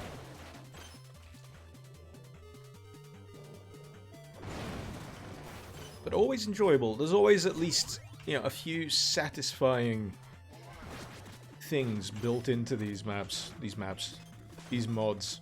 Just in the way that guns fire, the feedback off of them. Something satisfying. I still think my personal favorite from Keegan in terms of gameplay mod is Combined Arms. I really like Combined Arms. I think it's great.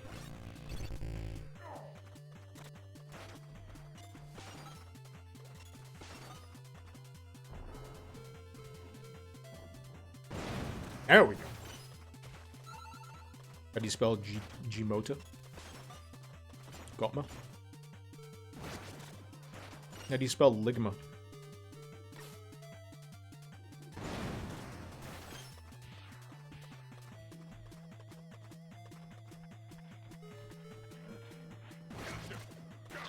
Oh shit. It's the stabby people. I think near the most consistent enemy that trips me up is the guys who just stab you with a knife unless assisting.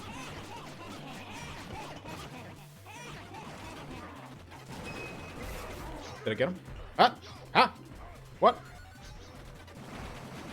Oh, overheating does... Ah! It makes sense now. So when you're overheating, it actually gives you access to a beneficial thing.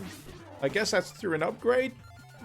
Having that naturally available seems like it would be a bit OP. I'm gonna see if I can get that working again. Let's do the spin to win.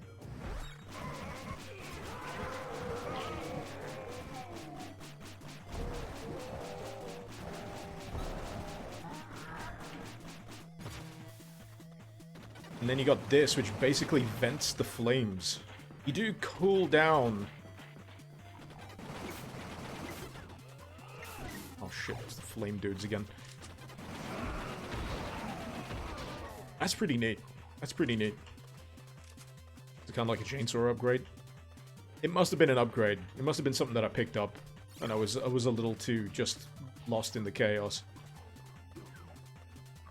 Each shot is thanks to a power-up. I thought it was. I thought it was. That was my assumption, but I didn't want to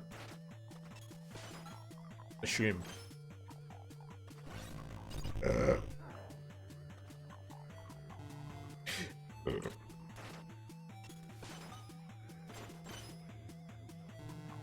Is this a new Call of Duty? Yes.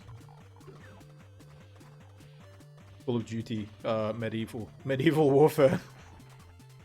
They should, you know, considering they've done World War II. Did they do World War I? I don't think they've done World War I. Have they done Vietnam? Call of Duty? That was Black Ops, wasn't it? They did a bit of Vietnam and Black Ops. They should do medieval. With like AK-47s. There's like a goofy time travel plot. That's where I thought they should go next. You know how they've gone further and further into sci-fi with certain Call of Duty entries? My big thunk was the next goofy Call of Duty should be time travel. And then you can merge all of the time periods together with some completely bonkers story. And you can have all of the guns from every Call of Duty era that everyone likes to jerk off so much about. And yeah. Yeah. So you can have, like, multiplayer where you got... I don't know. World War I British soldiers facing off against Afghanistan Taliban. I have no idea. I'm delirious at this point. I am actually delirious right now. I'm just like, what the fuck am I doing?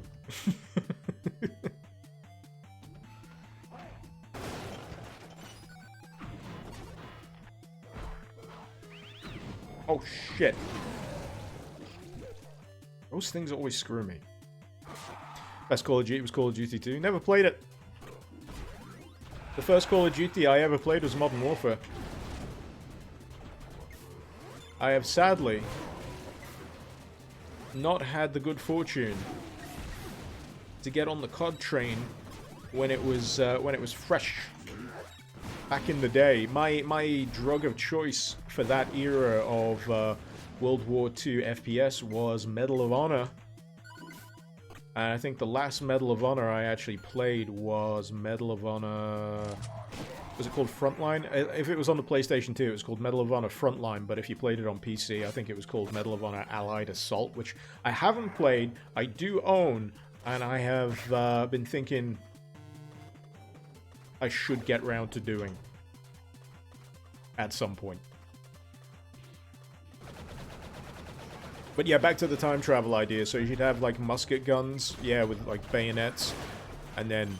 yeah, Tesla coils, and guns that physically change the age of the enemy. Like, age them to death. So a gun that uses the time travel gimmick, but relative to the character you're shooting. So instead of you traveling forwards or backwards in time, you're actually speeding the age of your enemy up so they just turn into dust and skeletons. I got good ideas, man. I got the best ideas. I'm pretty sure an FPS already did that, and I'm just plagiarizing. That's what they say. Steal from the best. Modern Warfare Trilogy was the height of COD storytelling, but COD 2 was the most solid. Fair enough. Did Singularity do the aging gun? I don't think it did the aging gun. You know, it'd be really fucking just... oh, it makes me twitch thinking about it. If it was like a de-ager that just reduces a person down to like a pile of just stem cells or something. De-ages them so rapidly that they just melt into a fetus. Yeah, Why did I even think of that? Halloween's done. Why am I horrifying myself? Singularity did do that? Cool. I need to play Singularity at some point. I did see Civi's video on Singularity, and I thought, oh, that looks pretty interesting. And I keep hearing about people just talking about Singularity as a fairly unrecognized game.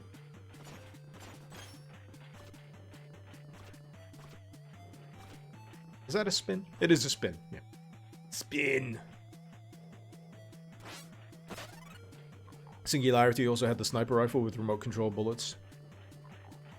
Now, I'm trying to remember when Singularity came out, because I think some of the things that people brought up about Singularity at the time was that it was a bit of a jack of all trades in terms of the mechanics that it cribbed from, so it wasn't doing anything massively crazily original, maybe aside from its implementation of, you know, time gimmicks. But it was cribbing quite a lot from other stuff that had also done that stuff well. I think. I may be doing the game a disservice, but like I've said, I've not played it. All my information on it comes from hearsay and a Civi video. Singularity pretty much always goes on sale every time Steam does one, so I should be able to pick it up. I might already have it, if I'm going to be perfectly honest. I need to have a check through my my library and see if I've got it. Was that a Duke Nukem Pain noise? It sounds like there's a Duke Nukem Pain noise in there. Just a little.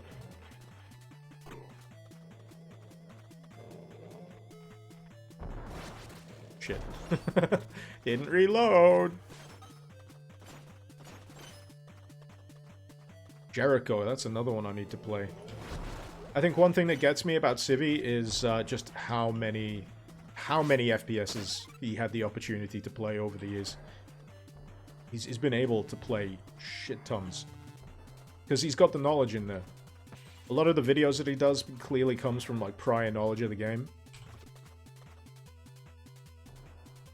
And then mainly filling in the blanks with a more recent playthrough. Alright. But yeah, he always does the game good in terms of getting as much information on it as possible.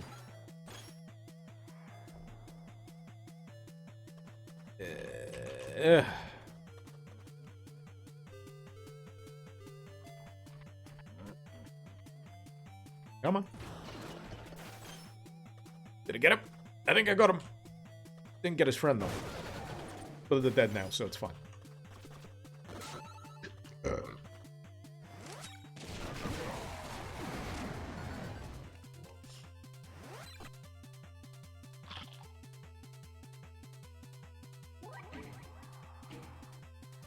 That doesn't sound good. That doesn't sound good. That sounds, yep, like one of those feckers. But I have the most destructive stick in the game right now, so... Ha! Sucks to be anything that gets in my way. Pitch shifted Duke Nukem sounds for the pain noises. Ah, I thought so. I could hear it. I could hear it. Civi's good shit. You miscounts him out. Rip.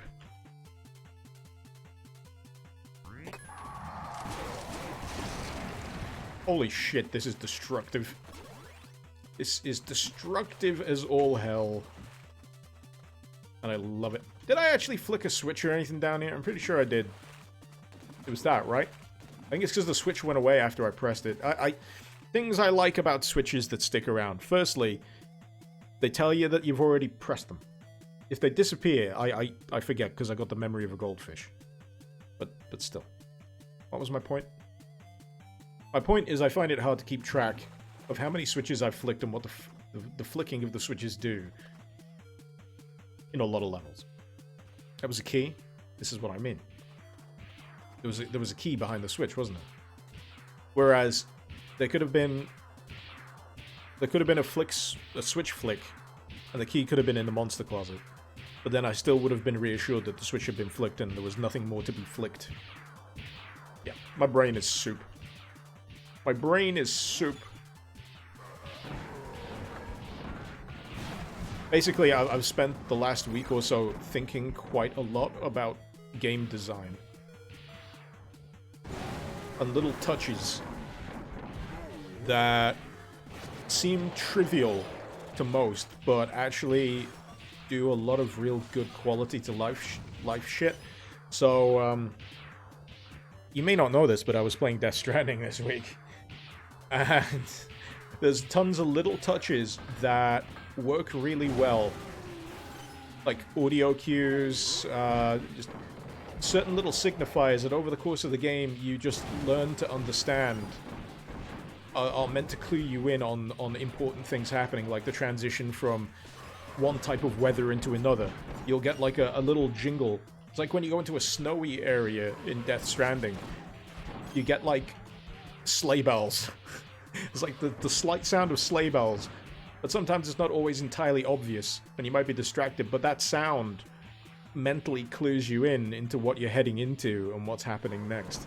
It's like, it reminded me of Metal Gear Solid 5, where even if you can't see an enemy, but you're moving into an enemy area, there will be an audio cue that plays that sets up the fact that, ooh, you're going to be in some danger soon. You know, that kind of stuff.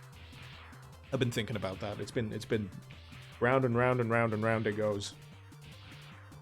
Where it stops, nobody knows. Am I making any sense, or am I just rambling complete bullshit? I feel like I'm going insane today.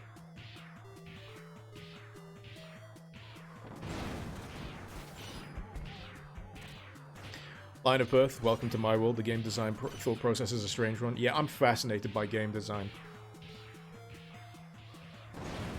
It's probably one of the things that would have been a dream career for me. You know, if I knew how to pursue it or make it happen. Because I find that if you wanted to get in as a game designer, you had to be around at a very particular point when it comes to making games. Because there's a lot of game designers out there that started off without, like, programming knowledge.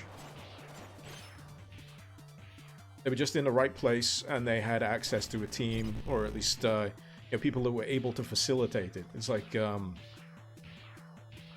was it Jaff who did, like, God of War, the first one? I don't think he was a programmer. I think he was the guy that did Twisted Metal. Oh, he's credited with Twisted Metal. I'm trying to think whether it comes from you know, one place or another. But yeah, you got one guy designing the systems, or how he thinks the systems should come together in a video game, and then you got the people that implement it.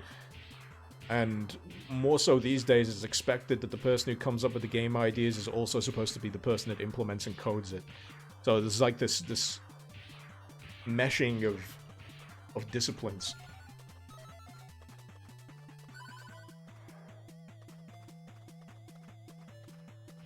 Both actual game designer here, ask Gwen, I'll answer as best as I can. The man is right, designing all channels to make player road, changing conditions, changing situation.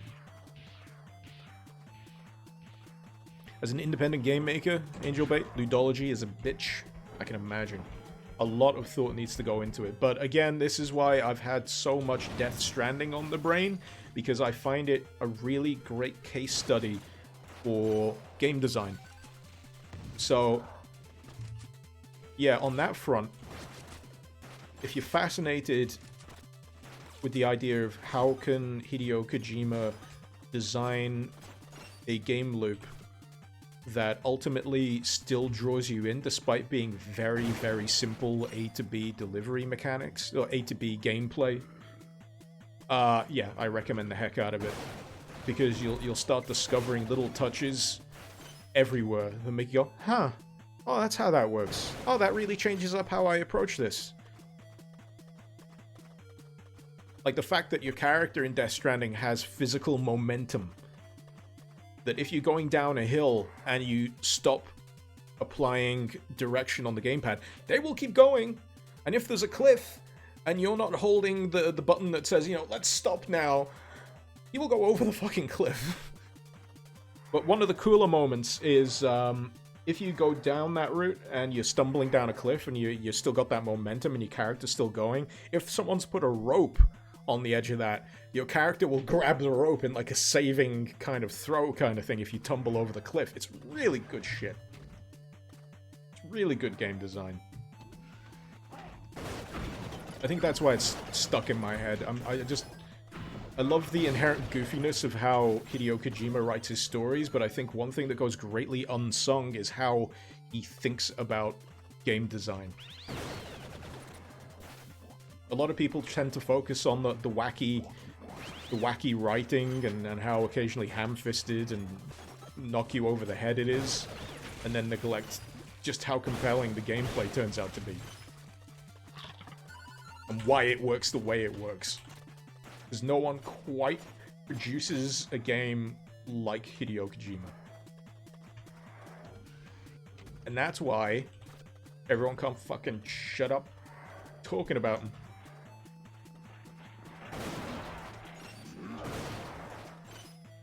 Where's my stick? Where's my... There we go. Honestly, this power-up is fucking destructive. So the first poke also generates a explosive projectile behind the enemy that you kill that then deals with all the other enemies behind it. It's great. I loves it, I does.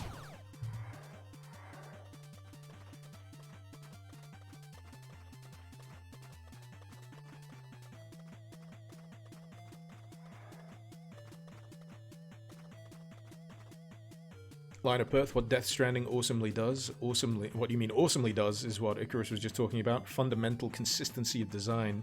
You might be walking from place A to B, but the act of doing it is a real challenge. And it constantly changes, that's the thing. A lot of people watch the gameplay and they go, oh, it's just a delivery sim. Entirely different deal to play it yourself. I think that's the thing. It doesn't do it any justice to simply watch gameplay of Death Stranding until you actually get your hands on it and learn the system yourself and how you're supposed to play it. And boy, have I seen a lot of gameplay footage of people playing it badly. I was watching like a spoiler discussion that someone from Kotaku, I know, had put together, and someone else was playing it, and I noticed they had 100+ hours in Death Stranding, and I'm like, wow, okay, they've put the time in, they must know what they're doing, and I just saw them making so many fundamental gameplay mistakes, things that they should have learned by now, unless they've been beelining their way from one place to another. And I noticed like little other things that they just hadn't done, like they hadn't customized their backpack to make it easier. You can put like grenade pouches on the back, additional batteries, stabilizers to stop you from falling over.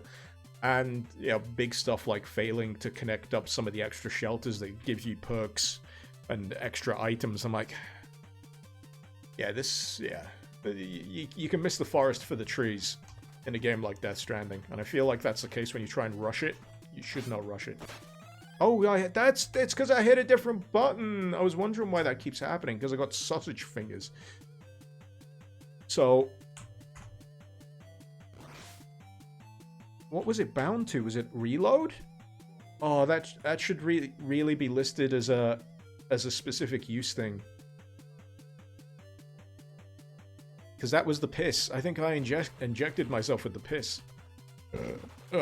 Anyway.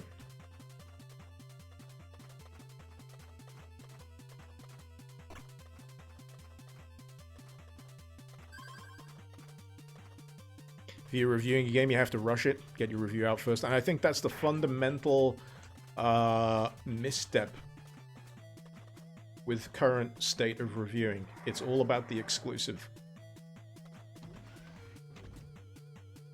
Which is just the wrong mentality.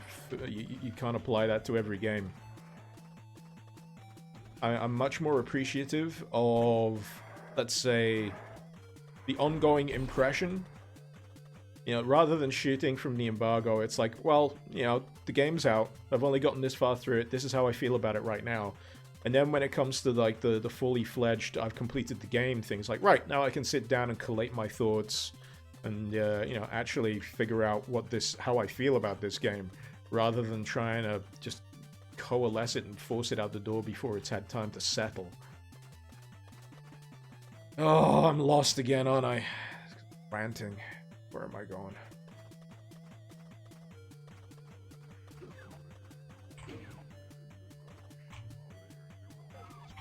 so the only way I remembered that was where I needed to take the red key is because I checked the auto map.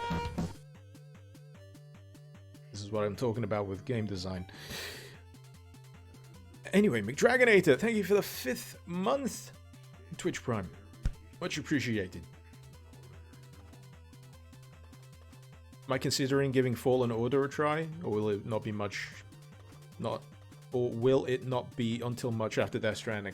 I'm interested. I like the idea of Jedi Fallen Order being an infusion of Dark Souls style combat in there, but if I'm gonna be honest, one thing that kinda puts me off ever so slightly is the inherent Disneyfication of it. And what I mean by Disneyfication is I've watched a fair bit of like gameplay footage for it, and you know how lightsabers are meant to fucking just cleave things in half? When you're fighting stormtroopers, it just acts like a beating stick. It doesn't cut them in half, but it still does cut other things in half, like robots and aliens and monsters. So those three things, because they aren't humans, it's okay. But if it's a stormtrooper, no. I don't get it. But there is dismemberment.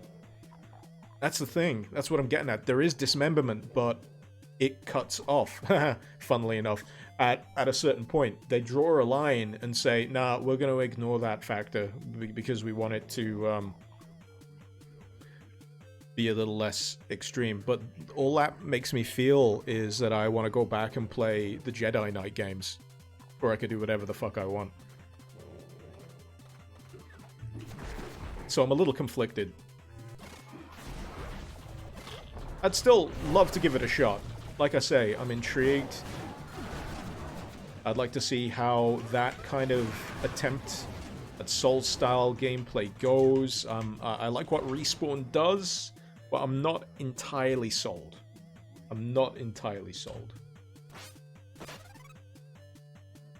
That's my rationale.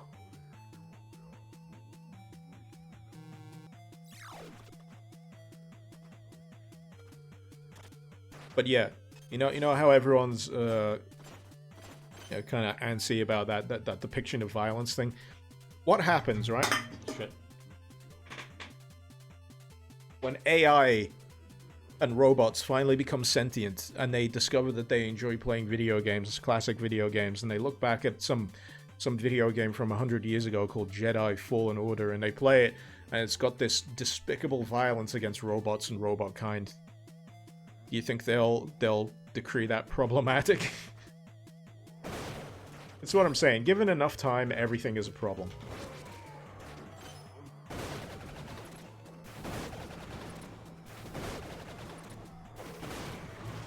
There's no winning. There's no winning. So just say, fuck it. I'm gonna cut that stormtrooper in half. Not Star Wars, but with MGR slice mechanics. Metal Gear Rising Revengeance. Oh, I fucking love that game. That's a game that didn't give a fuck about cutting people in half.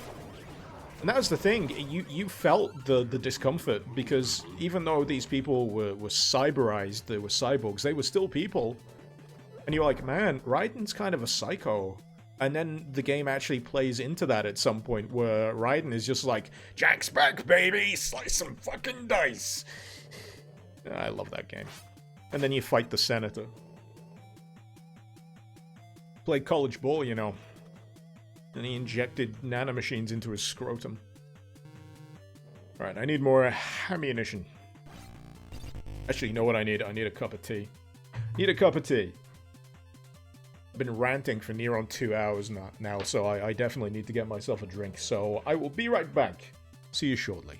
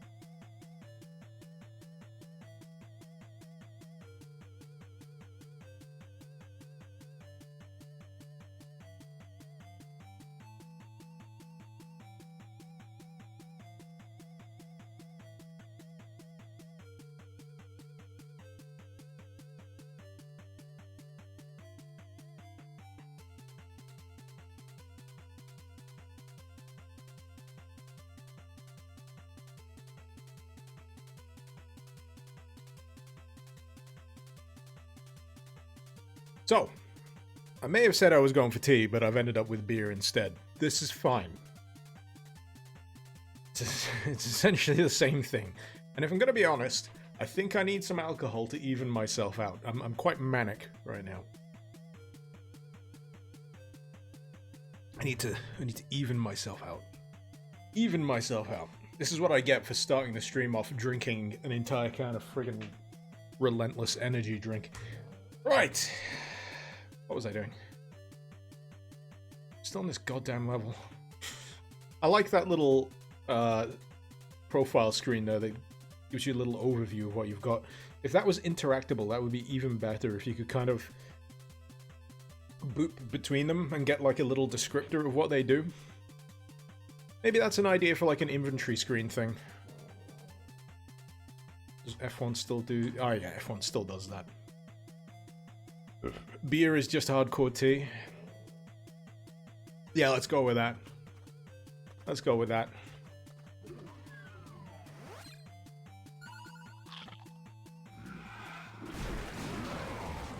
Easy! Spreader module. Ate a loaf of bread. Oof, we're doing all the crazy shit in this game. I think my stick has just gotten ridiculous.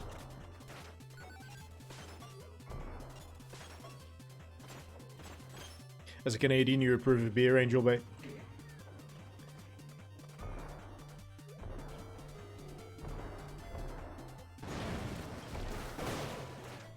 As a fellow member of the Commonwealth, I say, damn right. As an Australian, hey, there we go, the Commonwealth. The bros approving of beer. Commonwealth bros. Anyway. Beer is bread in water form. Objectively correct.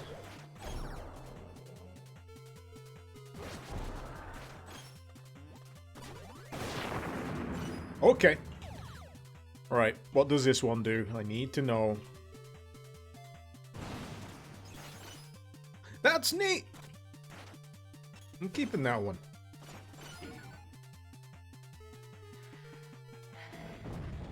Oh shit, forgot to fire it. Oh no! I meant to kill myself. I didn't see any way of getting out of that. Oh shit.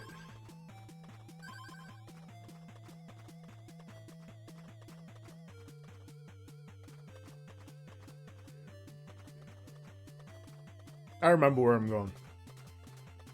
That's how you miss booze sometimes, but you know you're not to be trusted. Well, at least you know your limits. It's always good to know.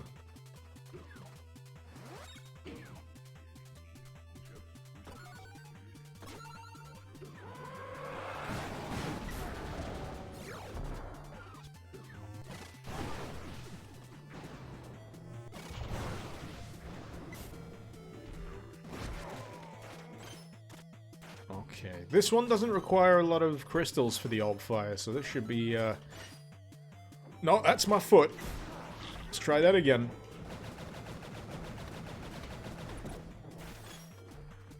No, that's my foot again. I keep doing it in the wrong order.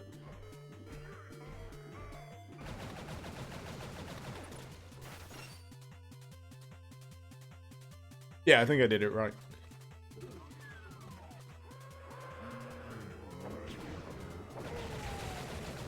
Fuck. Fuck. Screwing it up.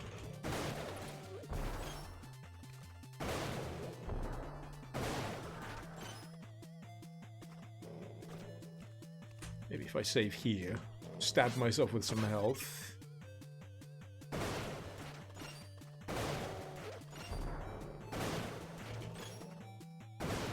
Come on. There we go. Now stab myself with some bullets.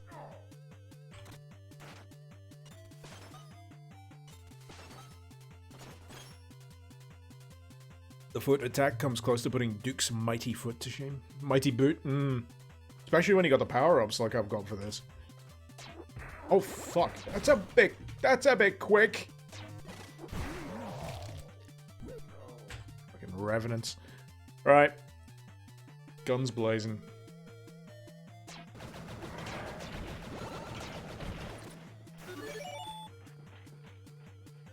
What did I pick up? Eshichi. How did that get here? How did what get here? Is there a reference?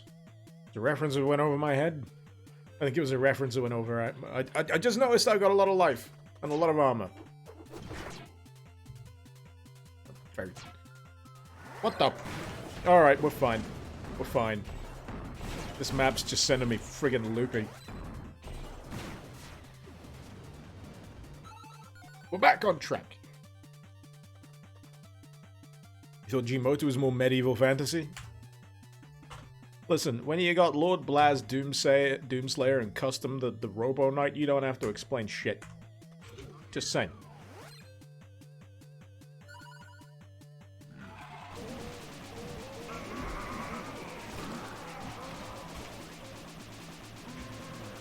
Spin!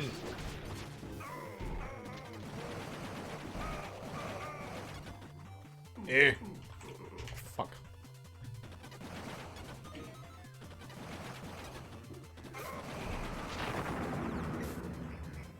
Alright, was that the crazy shit thing I got earlier? It was! Alright, let's test this out properly. It's a good room clearer, that.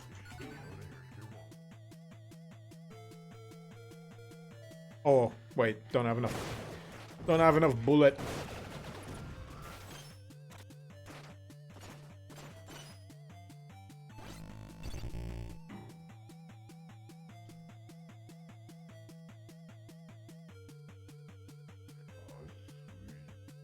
Angel Bait, you finally started cheating through JoJo due to watching my replays?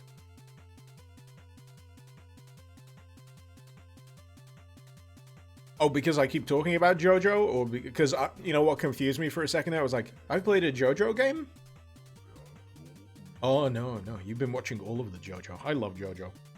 I've watched all of the JoJo. I'm trying to read most of the JoJo, but I think the problem for me, reading the manga after I've watched the anime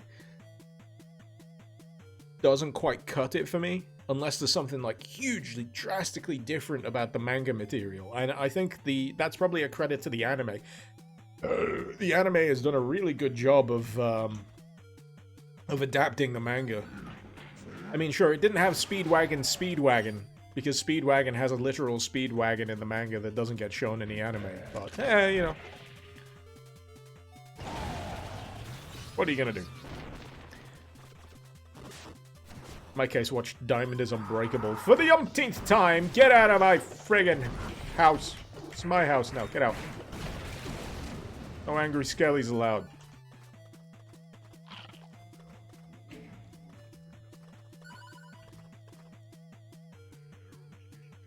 Alright. Let's switch to the thing. Were you watching my Clusterfuck live stream? Good times. Man, I need to go back to Clusterfuck at some point. It's just wonderful chaos. Is there a plot? Nope. Is there a story? Nope. The plot is go medieval on their asses. Eh.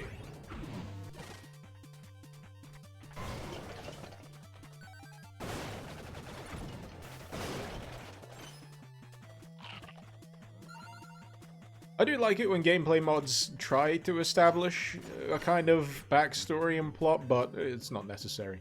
As John Carmack once put it, story in video games is sometimes like, you know, shit. Like story in a porno. Nice to have, but not strictly necessary.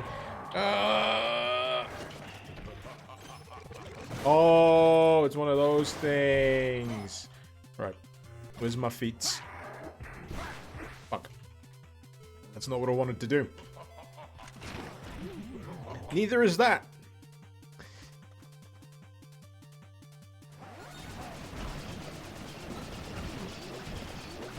By the way, this is not how your character starts off in GMOTA. This is done over a period of time. So you're not this OP. Well, you are a little OP to begin with, but there's a bit more challenge of building yourself up. Do I think there are enough Doom mods at this point that you can just play Doom and nothing else for your whole life? I suppose it depends on how many map packs you want to chew through. Because as many, actually, yeah, come to think of it. You probably could.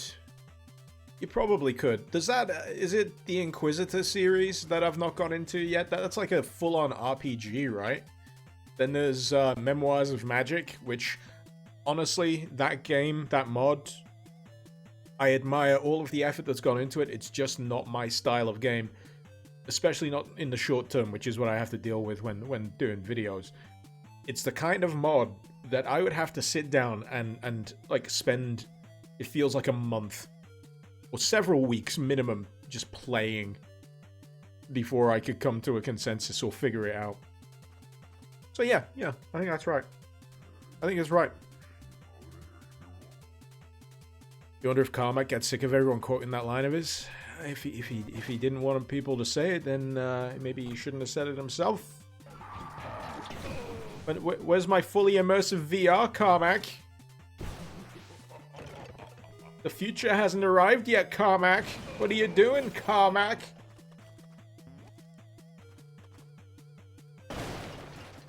Sorry, I'm just a little salty that he's not brought ultra holographic realism and space planes into my life yet. I'm just talking bullshit.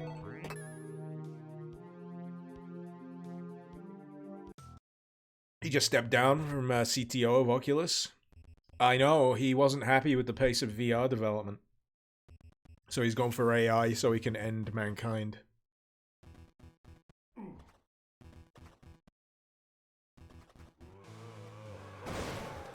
VR didn't happen, so he's just gonna kill all of us. He's gonna make Skynet.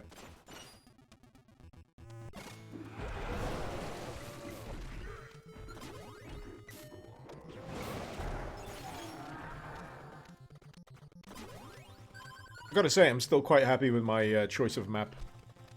Brotherhood of Ruin just fits like a glove.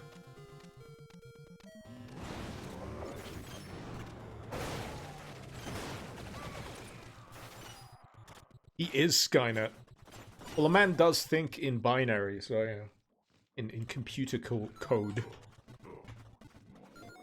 It's only natural. It's only natural. Oh shit. Get down. Fudge!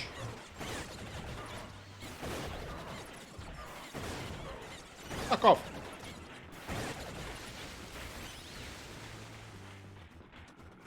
I have acquired Bulga. Oh shit, I forgot about that. Ah! Get out. Fuck off.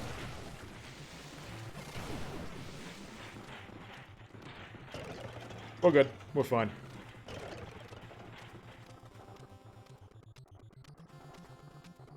I remember this level just murdering the crap out of me the first few times. Brickman, you want someone to make a MIDI player for Doom music that has the visuals of various Doom monsters playing different instruments of the track? Or like an imp on bassoon? Cacodemon on drums? I can see that.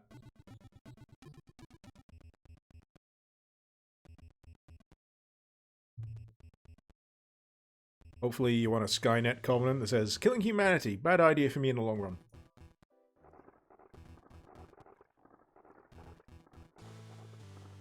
Yeah, you'd have to convince me on that one. Oh, sugar. That is why I should reload my fucking gun. And actually press the buttons in the right order. No, that's the wrong order. And I don't have enough. I'm fucking it up. Come on. Come on, come on, come on, come on, come on, come on. There we go.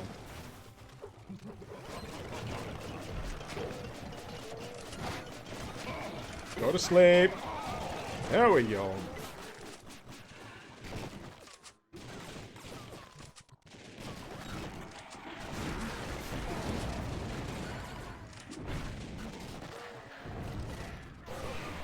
It's getting a bit hectic.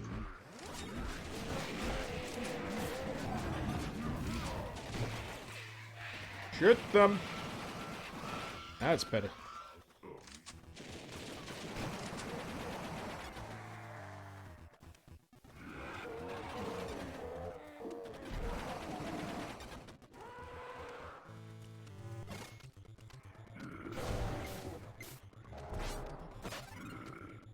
But yeah, I'm really enjoying the flow of this at this point. Really enjoying it. Despite my my reservations earlier, it was just me being a big dum-dum head. Now that I've got a little booze in my system to even me out, I'm feeling a lot better about the way it flows. Plus the gore helps.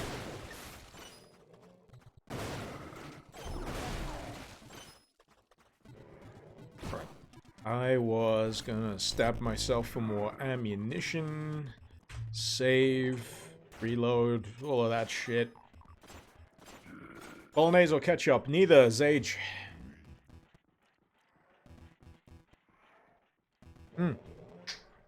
Nashgore. Why did I say Zage? I get Zage mods stuck in my head sometimes. It is Nashgore. It is Nashgore. Claybones, so is this entirely different to the version I reviewed on the channel? Yes. It's a new character completely. So the one I originally reviewed was that. I think I may have done a follow-up for Doomslayer. Time permitting, and if I ever get around to it, there's a third.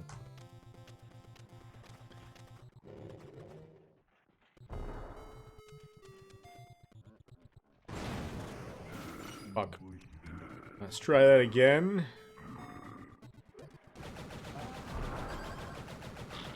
Just suppressing fire.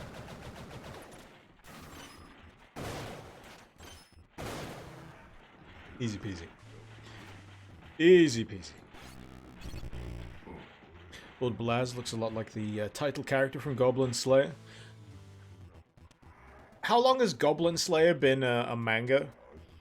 Was it before or after Keegan came out with this? Because I'm willing to say Goblin Slayer was after GMOTA. In which case, Goblin Slayer probably owes his existence and look. Good old Lord Blaz. How old is GMOTA? That's a good question. I've got a very poor concept of length of time. Something I always struggle with. I'm like, when did this first come out? Oh, fuck if I know. Maybe some point in the last 10 years? Yeah, that sounds about right to me. GMOTA came out about 2015. So I'm in the right ballpark, the last decade or so, yeah? Yeah.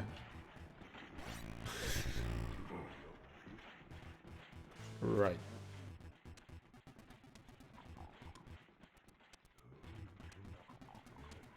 But yeah, no idea when Goblin Slayer came out. Will the lava just insta-kill me? No, it will not.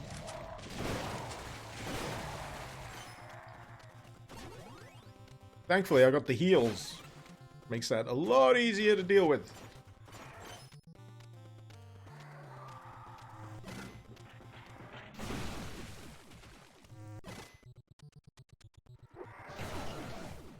Got him. Got him! Will he just explode into bones? Yes. Yes.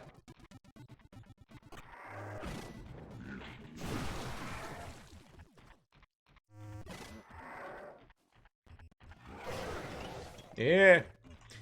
I do enjoy this pace of kind of dipping in and out of rooms with this.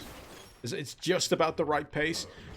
I know some people will go, but that's what you do in Hideous Destructor, but Hideous Destructor is so much slower in terms of pace. Little too slow for me. Little too methodical. Who knows though, I might come round to it. I might come round to it still. I know I've voiced my displeasure of the gameplay style of Hideous Destructor. It ain't for me. Yet. I might still come around to it. It might take me time. Tastes change. Never say die. Destructor can go die in a fire, Doom Marine. you know, maybe in the next decade or so, I'll reach a point where I'm like, you know what? I want a mod that gives me the kind of mental sensation equivalent of being repeatedly kicked in the balls. I think I'll go play some Hideous Destructor.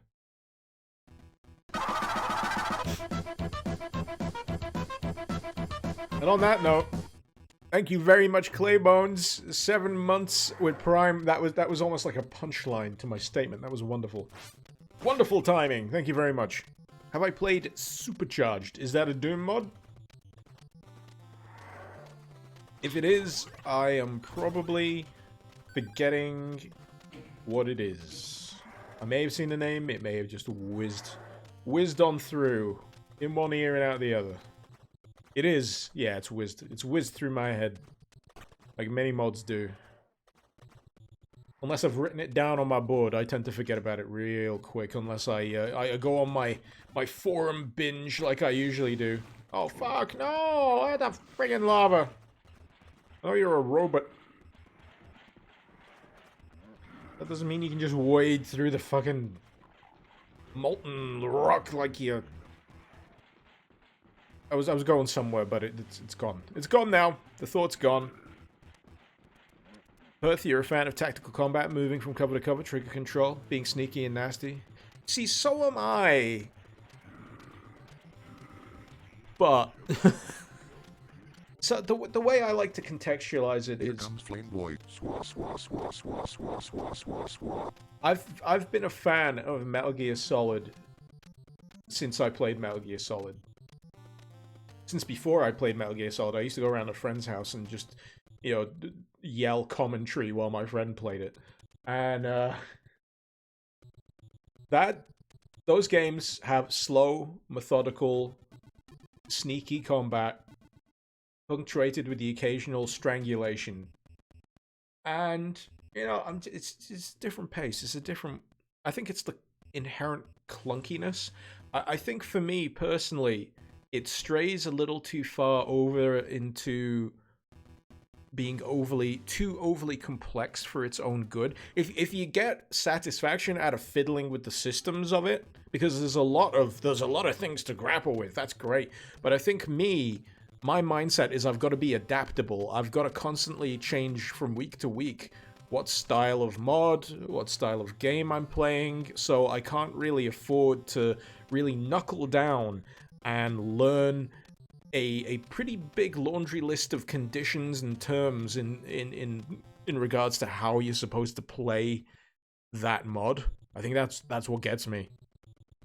I'd have to force something out my brain first, you know. There's only a finite supply of memory in here, and I'm gonna have to, kick out some childhood memories to figure out how to play Hideous Destructor properly.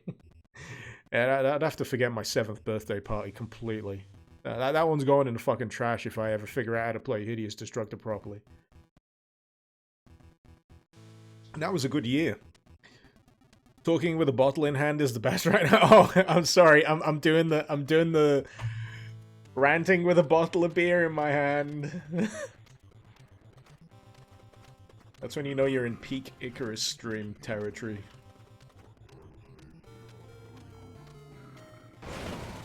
This is the only beer I've got today, by the way. I had the other bottles last night when I was quite literally polishing off Death Stranding.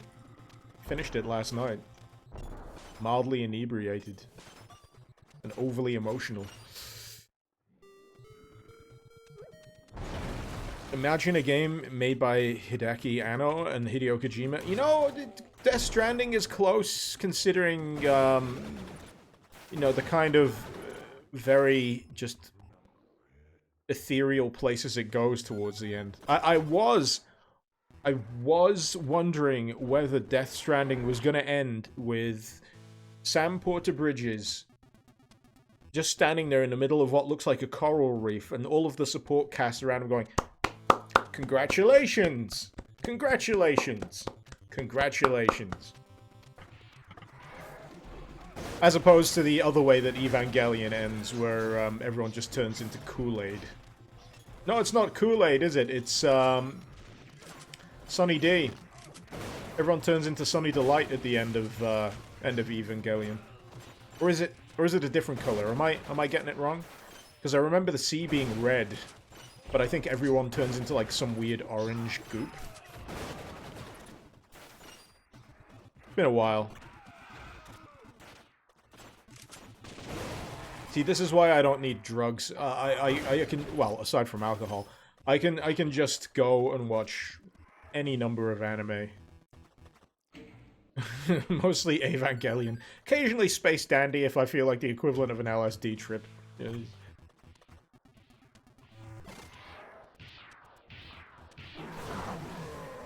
Get kicked in the dick.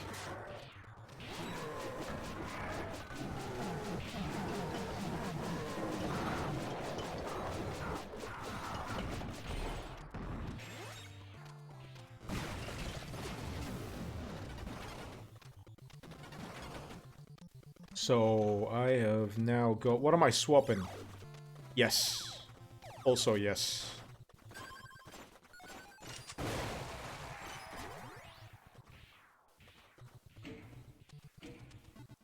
I did a thing. Did a thing. I'm still overheating. I should probably deal with that. Any enemies I can kill? Oh shit.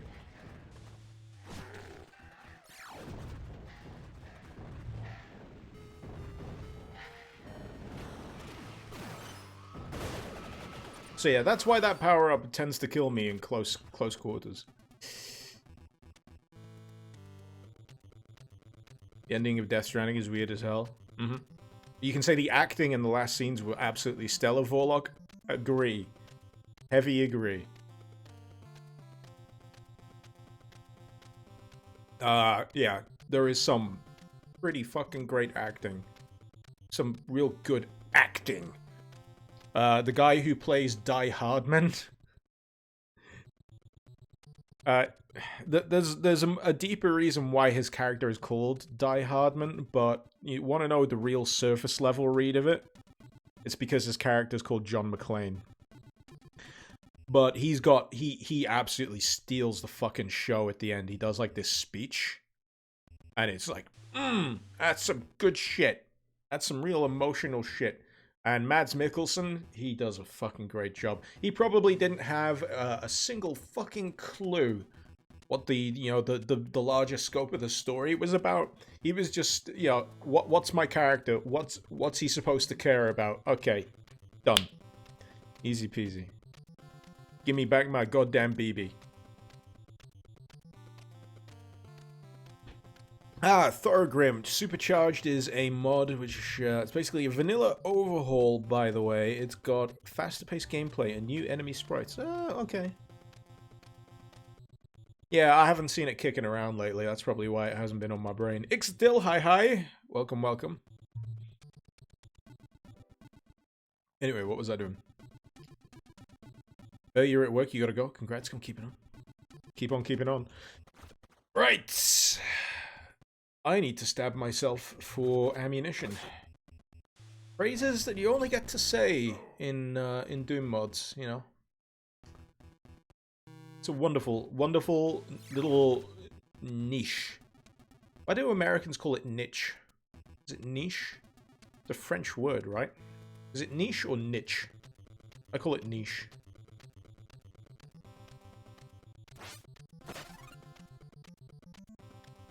Niche. Niche. Niche. So everyone other than the Americans have got it right. Cool. Makes sense to me. Like I said, I'm English. We invented pronunciation. I said this earlier. I don't need to reiterate it. Definitely not niche. When are we getting a Death Stranding Doom mod? Oh yeah, I mentioned that. I mentioned that over on my Twitter feed. I was like, yeah, so when's it happening? When am I going to be moving from one side of a map to the other? All of the enemies replaced with cargo. Lost cargo scattered around the map, and certain items swapped out for, like, delivery points. But depending on what you pick up, it'll take you either further through the map. Honestly, that'll be a nightmare if I'm gonna be honest. If you're gonna try and make it work within pre-existing maps, you'd have to account for key cards and level structure, and it's like, I can imagine just the nosebleeds of anyone trying to get that working.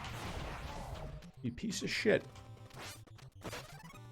Get me stab myself with health. Because I'm trying to kick you. That's what it is.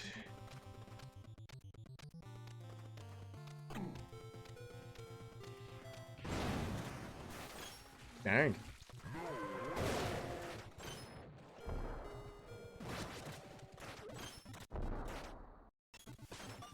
You think the best way to do Death Stranding Doom mod might be a hub-based setting? Oh, absolutely. I was just trying to think of how you'd tackle it as purely a gameplay modification. One that you can slot into pre-existing maps, but yeah, milk. I'd say you'd probably have to build maps to go with the gameplay. Would make sense. Would make sense. Also, bit of an undertaking. Also, if anyone's gonna make it, please, honestly, I'm being truthful here. Tell me, give me the friggin' drop on it before some rag like Kotaku or PC Gamer or whatever shit gets wind of it. Because I'm sick of them getting the fucking drop on these things and putting some bullshit article that everyone goes, huh, neat, and never looks at ever again before I make a fucking video on it.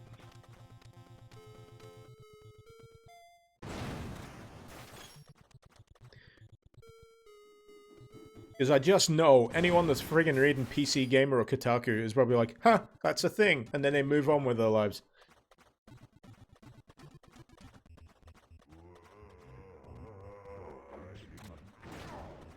I want to show the people the gameplay, goddammit, and why they should fucking play it.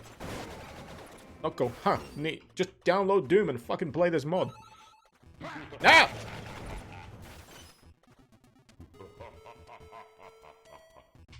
Fuck you, and me, and everyone in this level. Alright, let's try that again. PC Gamer Mags are the best, you missed them. I missed the demo discs. I used to love the demo discs. Demo discs were life. You didn't die? You didn't die from that?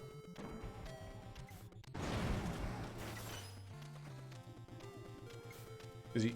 He looks... Yeah, he was going to explode.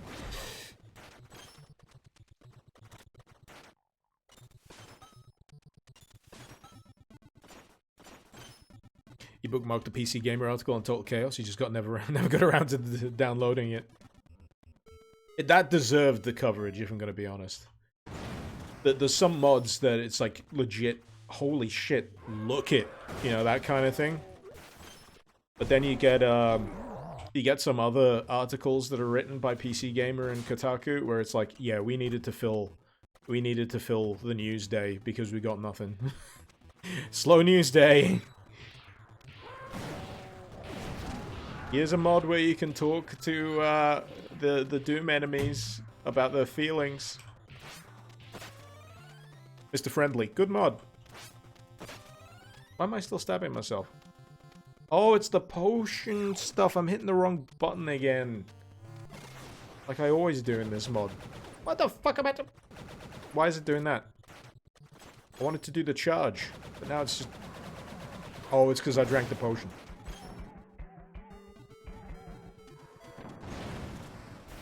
I say systems. How they interact. All that business. Talk to Doom enemies about their feelings. H Doom then? I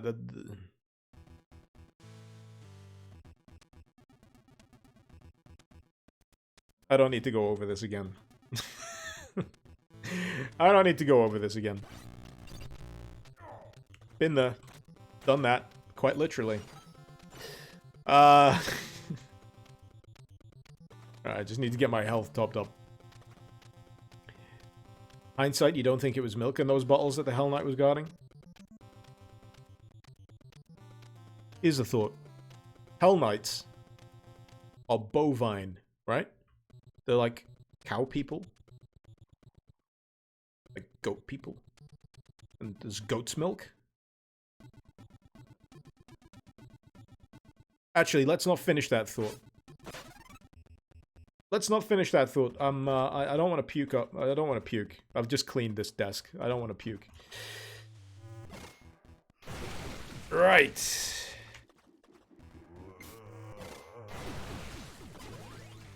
I know there's a big enemy that turns up in this area. Just wondering when it does. Ah! Why does that get me again? Why did that get me again? Why? I'm just not paying enough attention. I'm just not paying enough attention. That legitimately got me the first and second time. Brickman, just do a full H-Doom walkthrough and upload it upon up. Hey, I've still got a H-Doom video up on YouTube. No one can tell me to do shit about H-Doom. I've still got a H-Doom video up. It does have mosaic censoring that doesn't entirely work, but nonetheless, I've done my part. I've done my part.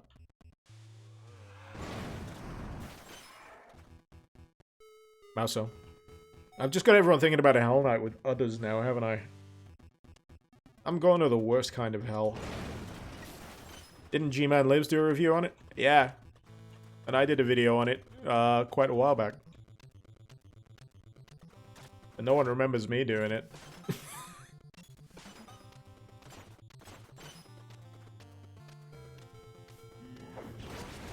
I say a review. It was more a video of me just laughing my ass off at the fact that there is a Doom mod that exists where you can fuck a cacodemon.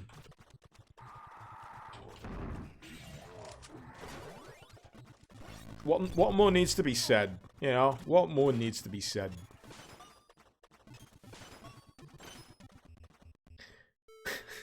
So I've set my channel to kid-friendly? Yes, absolutely. That's where the money's at. If they can get away with Spider-Man and Elsa puking on an Elmo doll as children-based content that makes hella dollar, y'all, then yeah, sure as shit, I'm gonna make sure all of this is kid-friendly. Anything goes these days.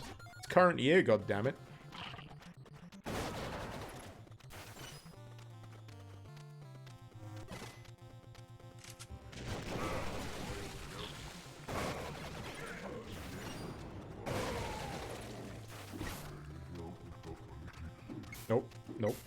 Nope. Why have I still got the syringe? I want a different thing. I wanna hit him with the stick! Good. Why did I remind you of that? Am I not mistaken? Did you get us started on this whole H-Doom thing, Vorlock? Whose fault is it? Not mine. Dude, no one likes the fuck did you miss? You leave for 2 hours. There you go, there's your problem. You left. Left me. You left. That's fine. People have lives.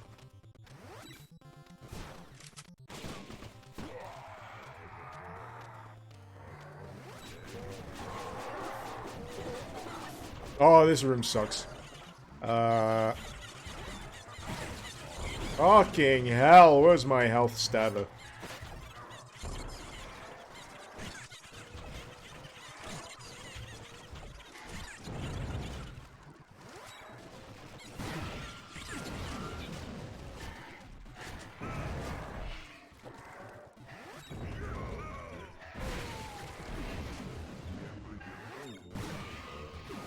We're good. We're good.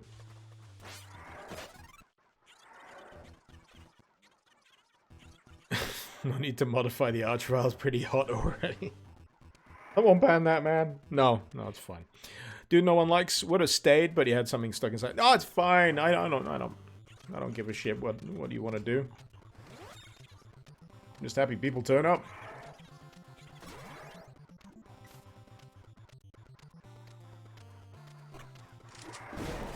No, it's the lava! Why did it... Ah, I'm stuck in the fucking lava.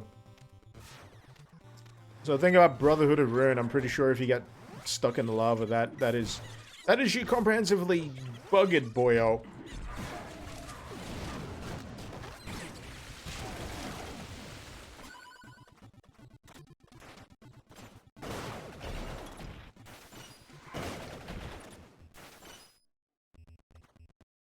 I think I'm only in like it's either the third or the fourth map, one of the two.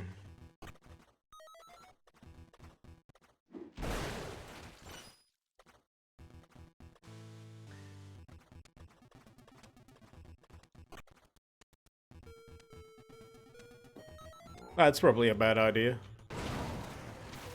Oh, I survived. That's good. Yeah, if you want to know my general approach to most things in Doom, especially with regards to weapons that probably have a high explosive kickback, the phrase YOLO probably describes it best. You see, at least I'm getting it out of my system in Doom mods rather than real life, you know? And it's a surprise I'm still here, considering it was fireworks night on the 5th of November. So, you know, all them explosives, me in close proximity. Holy shit.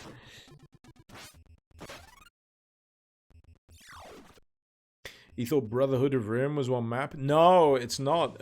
There's two.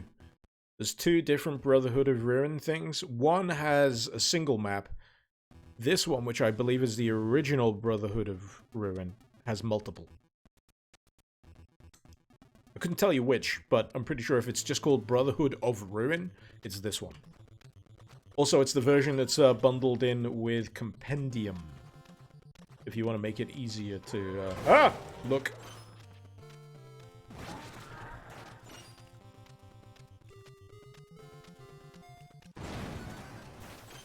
Pretty sure there was one up there. No, it was just chicken. It was just chicken. Oh, wait, no, he came down that way. Okay, reload.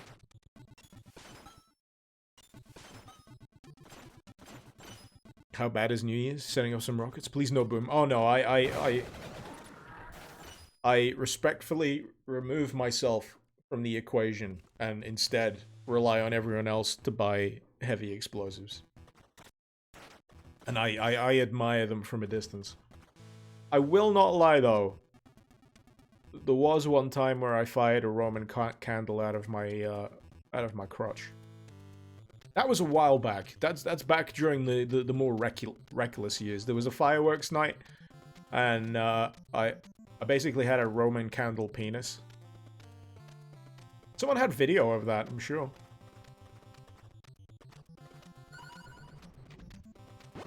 Ooh, hello. Don't know what the fuck you are, but I'm glad to have you.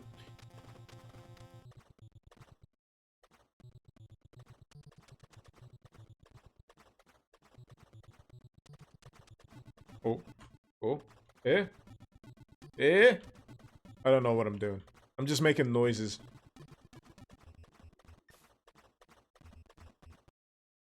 Where am I going? Not that way. Not yet.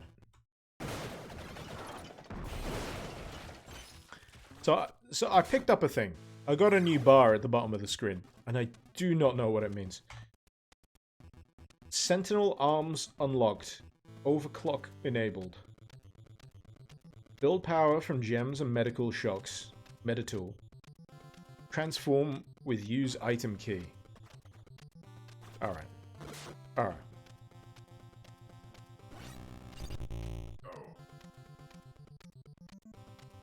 Maybe I can just press use. We'll see. I'll try and come up against something that merits the use of it. At least you have fireworks. Aussies can't. Is it outlawed in Australia? Jesus Christ. You know, Australia. I know the joke is it used to be a penal colony. It's where Britain sent all of its criminals. But even I'm surprised that Australian is as authoritarian as it is. It's just like, you can't do what? Video games cost how much?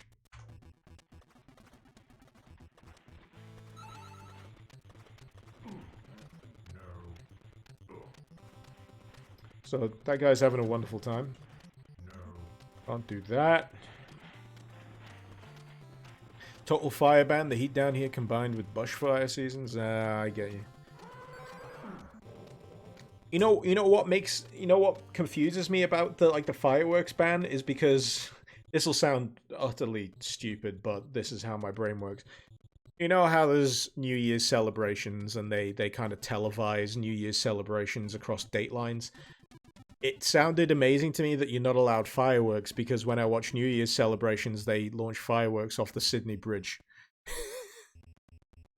And I'm like, but how do you have a fireworks ban if they fire fireworks off the Sydney Harbour Bridge at New Year? That's because that's the one very designated time of year.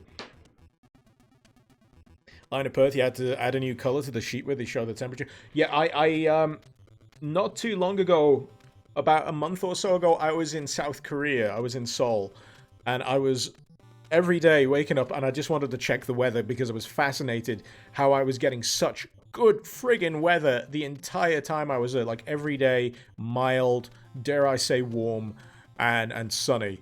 Maybe a spot of cloud every now and again. And then everywhere surrounding, like, South Korea was just, like, fucking typhoon, hurricane.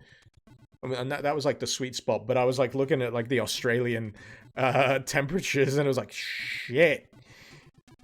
Remind me to just get all of the anti-sunstroke medication and cream that I need when I finally inevitably go to Australia. Oh shit, we got a link. Temperature map of Australia. Hold on a sec. I'm gonna show this. I'm just gonna show this to the stream. Holy fuck. So, alright. This is what Line of Perth just sent me. Look at that region. So they had to invent a new color for how hot it gets. So what are we looking at? 50-foot purple. So it goes up to purple. So it goes down to like dark red and then pretty much black, which is what that is, and that bit there. And then even hotter, they got into the purple spectrum. But they have purple for when it goes. That never happens. That never happens, I imagine. You know what they did? They basically got paint open and they kind of selected that bit, those two, and just copied and pasted them up to the top. That's insane. That's insane. All right, what was I doing? Oh yeah, we were playing Doom. Welcome to Weather with Icarus. Ah! I forgot about the music. On the subject of fireworks here in Denmark, you're allowed to shoot it off from December 30th to January the 3rd or something. Rest of the year is a no-go.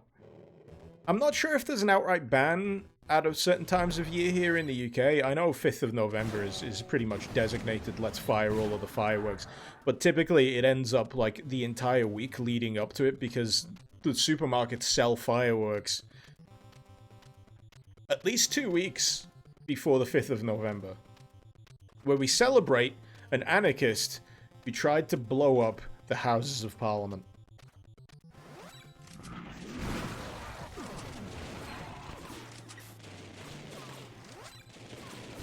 I think the joke goes is Guy Fawkes was was like the most honest person to enter Parliament or something like that. Disco Inferno is something I might be interested in. You've been trying to get the first 2 new Wolfenstein games to work. They run like garbage, and gunfire tanks the frame rates. There's a ton of fixes, but none of them worked. So you combine them to get something somewhat playable. You beat the old blood, and you're replaying the new order now. I gotta be honest, I never had a problem. I played them on PC. And they worked A-okay. How often do I update GZ Doom Alpha Traum? I update it whenever it tells me that I can't play a mod because I got the wrong version. which is why I updated it recently, because Magus put out Doom Real, and it requires, like, the most recent build. Almost like dev build. He wasn't an anarchist, he was a Catholic, same difference. You can blow up the Houses of Parliament in battle tanks, global assault. Cool story, Kinnikos. The more you know. The more you know. What was I doing? Trying to get through this goddamn mod.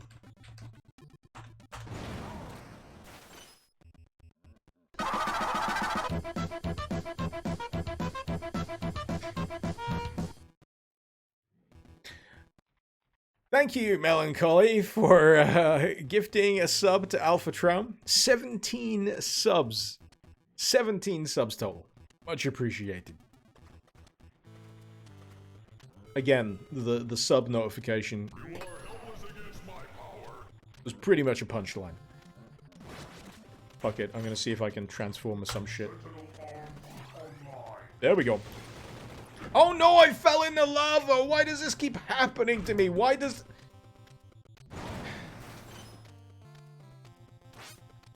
this map have inescapable lava death pits? I know they're very obvious, and you should be able to avoid them, but this is me we're talking about. This is me we're talking about. You can't jump! You hear that noise? That's me hitting the space bar.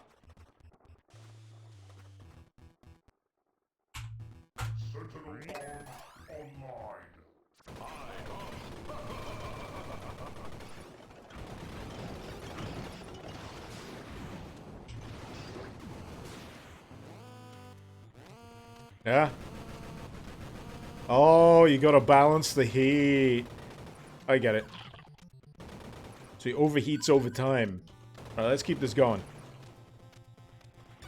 No! Bring it back! Son of a bitch. How do I get more of it? Ah, so this is how the mechanic works. So you keep stabbing yourself with electricity, and then you can get the thing back.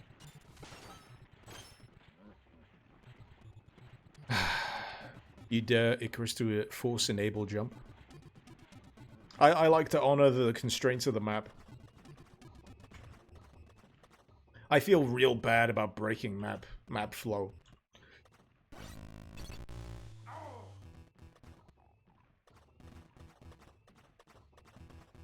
I'm just waiting for it to recharge so I can get some health back.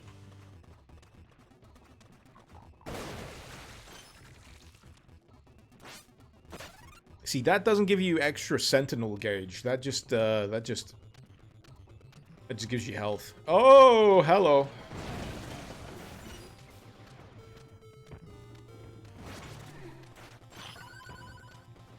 Picking up gems fills it up as well. So, I need to reload.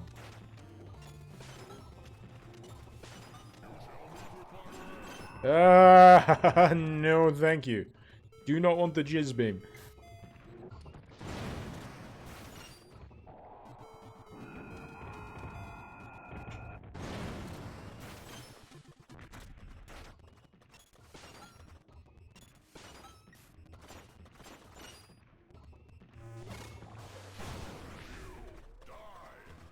Oh. No, he's still kicking. He's still kicking.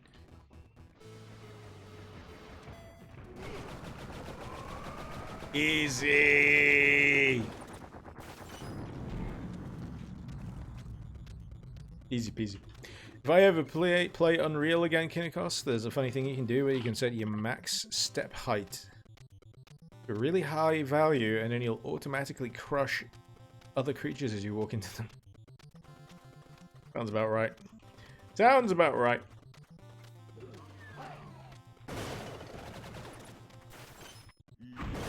Fuck.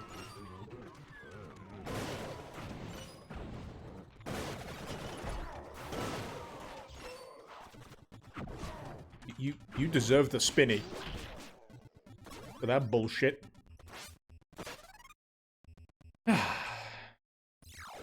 But yeah, it's a real cool enemy swap for the Cyber Demon.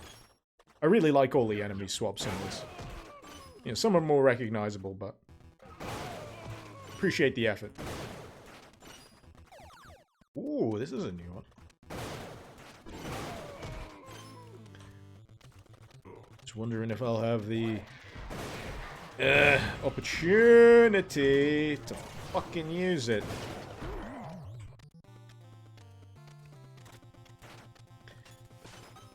Let's use it. Screw it.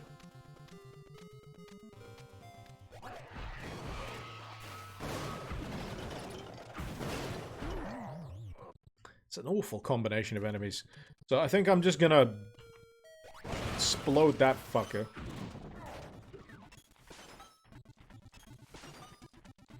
Nope, that's the wrong thing.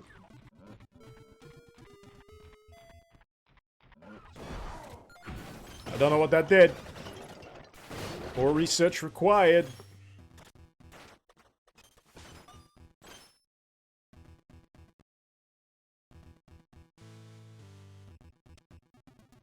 I'm sure it did something.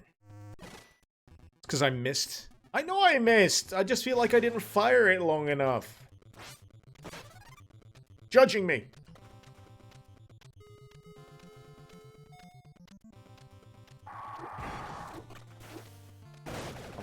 Oh, damn it. Alright, it sucks. I've decided.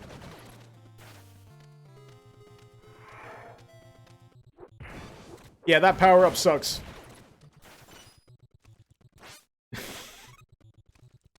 You can't tell me I missed that time. I know I hit the wall behind it, but come the fuck on. It was... I fired again and missed. He was filling my entire fucking screen.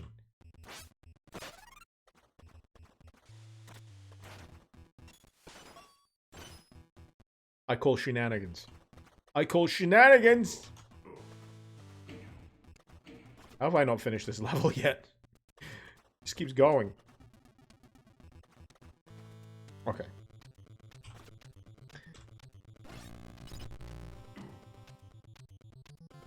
Can I get a different power-up? Or I request a different power-up, damn it. Right, let's see if I can actually hit something with this fucking thing. I shot him! I friggin' shot him! You cannot tell me that I missed. Right. Right, I missed that one. That's fine. I accept responsibility for that. Look!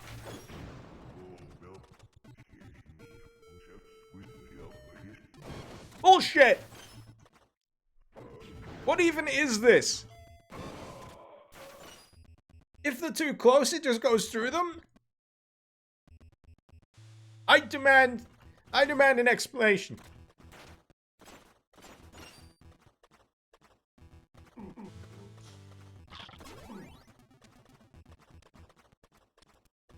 Oh, wait. Oh, wait. I'm gonna have to save. I remember this being bullshit.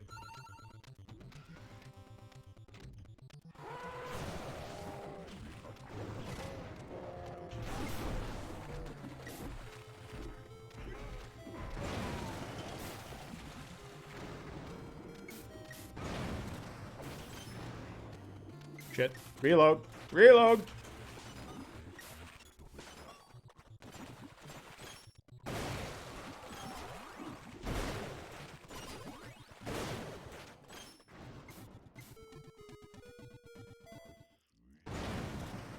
I think I got him. It's quite dim in this section. I don't know what I was playing this with last time, but I just remember this little cave being a pain in the ass. Oh, come the fuck on. Come the fuck on. He can't get up that? Are his joints locked to such a degree that he can only do tiny step-ups? I'm just nitpicking now. I'm just nitpicking. Where's Keegsman when you need him? Probably taking it easy. As well he should after creating such, really, admittedly, awesome mods.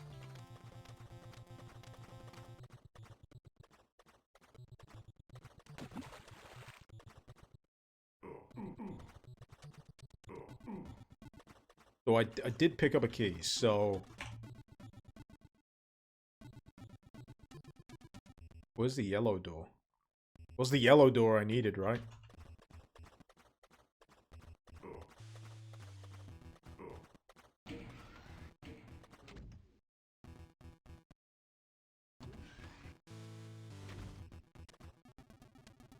Or was it the red? No, it's not the red, because that's where I came through. Oh god, it's the other side of the fucking map.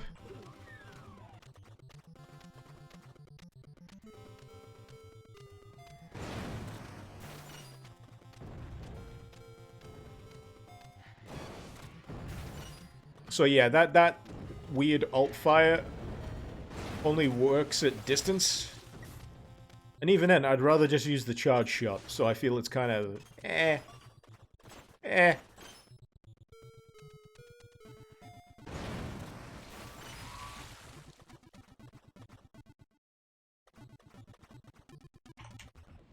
Oh yeah, follow the enemies.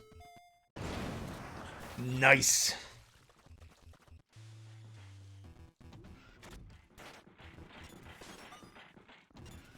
I gotta admit, the animation work in this as well for the sprites is friggin' tip-top.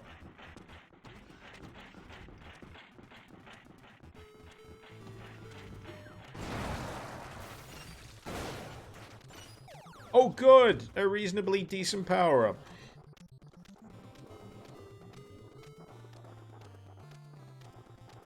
I can hear something down here, but... maybe it's... yeah. An adjacent thing.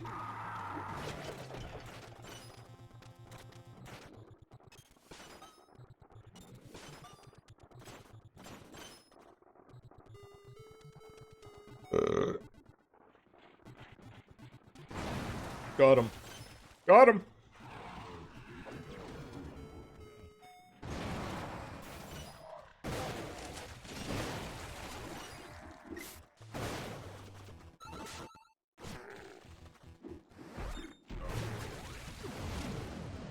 Yeah, I feel like I've been neglecting the stick.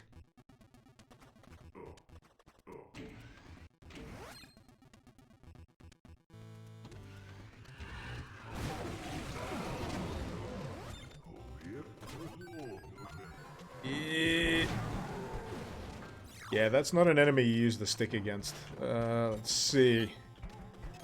Less of them balls. Don't want balls in your face. Always inadvisable. How many upgrades does Kustam have? Didn't mean to do that. I'm still missing at least 1, 2, 3, 4, 5.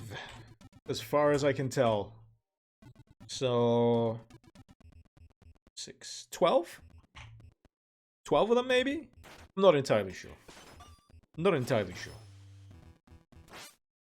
Ooh, I've nearly got the Sentinel power-up. I only need to stab myself one more time. But then again, I've already fought the Cyber Demon in this map, so... I'm not sure whether I'll get the benefit. Let's do it anyway.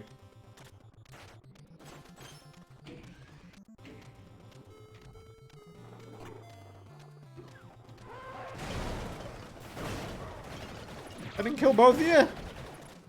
Ooh, that was close.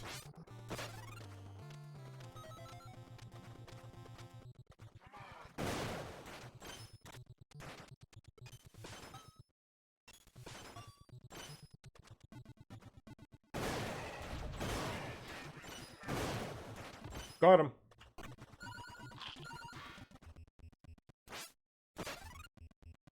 Toastmaster, is this a new patch? Uh-huh.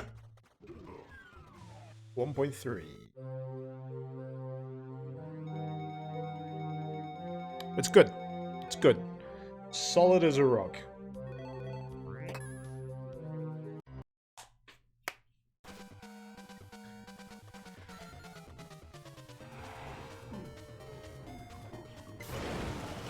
Might give it this map though.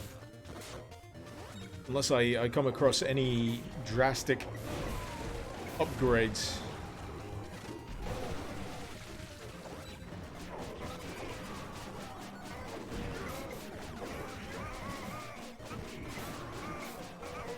took me a little while to get used to the characters' gimmicks. But I feel like I'm much more on board with it.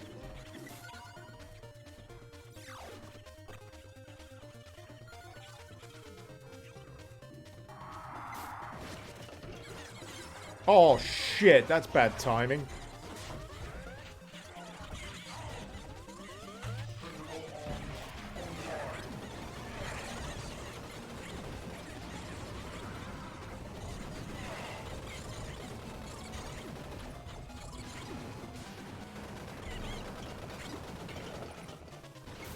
Good opportunity, though.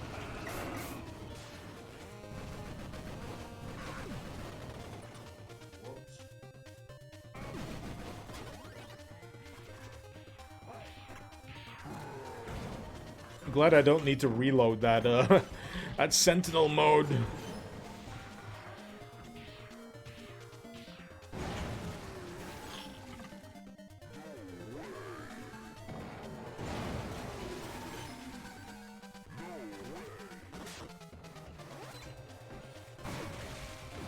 Easy. Easy. Did I look up the 3.0 update of Project Brutality, Torgana? Haven't had the time. Haven't had the time.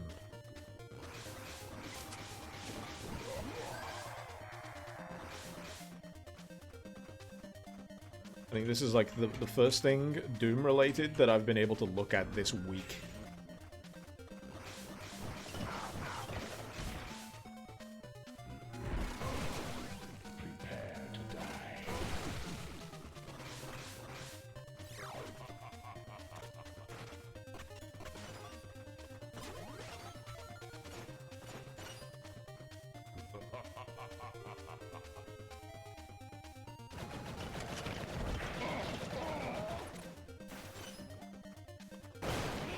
Oh! So it's a better idea to just shoot the little fucker. The last few times I've had that golden skelly, I've been hitting him with the stick, but the stick doesn't do jack shit.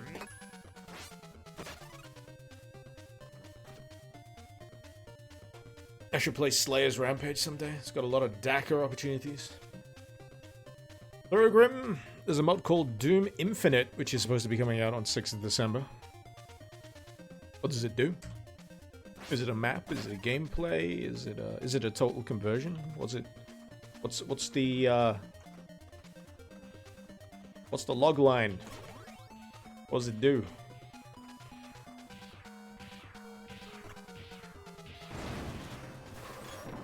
Oh shit.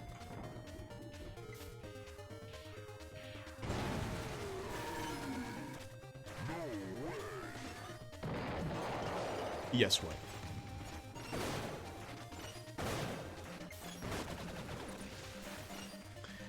So I got a key from down here. Yep.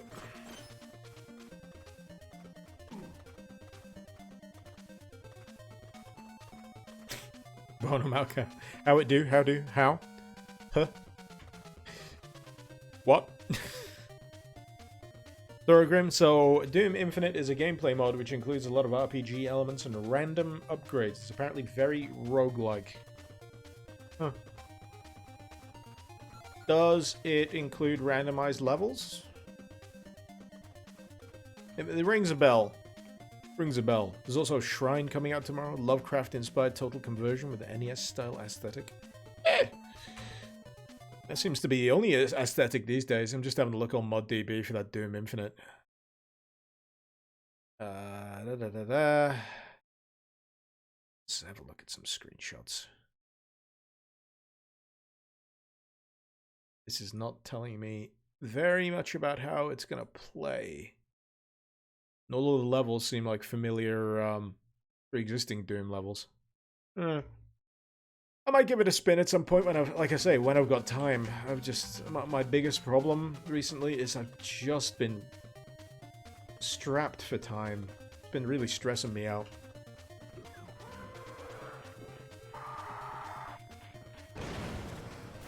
So I've been trying to make a bit more of a conscious effort to take more time, if that makes any sense. It may mean that my stuff is less frequent. but hopefully it'll mean that my stuff is a little bit more high quality. A little bit more time to percolate, a little bit more thought out. So yeah, it's gonna have to go on the big old friggin' queue that I've got going right now. I think I've got like 5 other mods in the queue, this included, for an inevitable maybe Doom mod madness, and then everything else that people have been throwing my way today during the course of the stream, which unfortunately, as it usually goes, I'll probably end up forgetting by the time I wake up tomorrow morning. So if you've ever got suggestions, the best place to throw them at me is either through the Discord DMs or Twitter DMs. Because that way it's a physical message that I can look at. If it's in chat, in Twitch, that just scrolls away into the void, and I just forget it. I suck with names. I suck with names of things.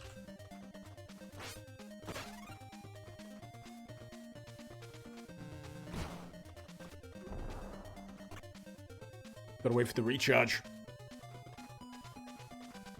You've always found my output high quality as it is, Torgunner. I just feel like I can do better, and without stressing myself out so much.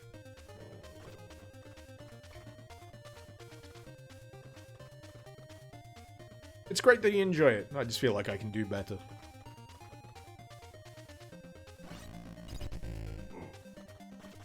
Is this the only gun you got in this mod? Isn't that a bit repetitive? Dude, if it was repetitive, I wouldn't have been playing this for the last 3+ hours. It also comes with multiple upgrades during the course of it that augments how the gun functions. You got sub-weapons that bolt onto the weapon itself. You got the interplay of how the reloading mechanic works, how the charge mechanic works, how you switch it up over to the stick every now and again to just prod things in the face, which is occasionally followed up with an explosion. So yeah, them's the breaks.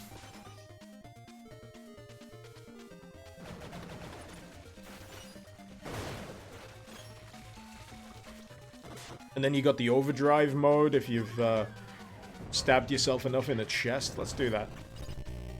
Oh, I think I just activated it. Get that fucker out the way. Might be a good opportunity to use it actually coming up. I'm just gonna get my life up. That should do it.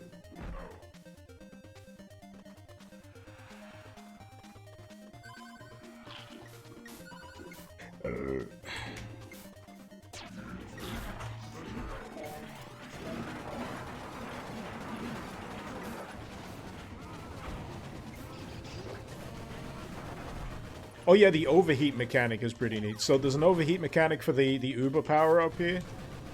One weapon builds heat, the other dissipates it. You gotta make sure you balance the two of them. And the same kind of mechanic works with the stick as well. So if you do too much Uber prodding with the stick, the heat meter builds up. But if it does build up, you then have the opportunity to dissipate it with some pretty sweet gun add-ons. So it's all well thought out. Also, deflecting projectiles is pretty friggin' sweet. I don't think I can reach him. Actually, fuck it. I'm gonna spin it. Get my overheat going. Now I can use the overheat to fuck this thing up. And that fella up. And these things up. And then maybe die because I did a bad job of that.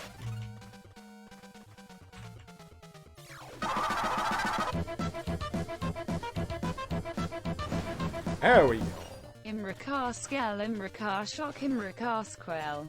GMOTA, thank you very much for 7 months total, 6 month streak at the moment. Much appreciated. But yeah, the charge mechanic on this basically turns the pistol into a rocket launcher. A lot of people get hung up on games where you've got one gun that's intensely modifiable. I've never had that problem. A lot of people like to have a singular different gun for every slot, but I don't mind like a gun that transforms its functions. One game that I remember playing very early on that I quite enjoyed that did that and thought it was a really cool mechanic was a PlayStation game called, I think it was called Codename Tenka, in the US. It was for the PlayStation 1, and I think in Europe it was called Life Force Tenka. I'll have to check that out again sometime. I had the demo for it. Just loved the way the gun worked. And the general vibe of it. I think my memory of it was like kind of fuzzy, but I remembered it being quite weird and cool at the time.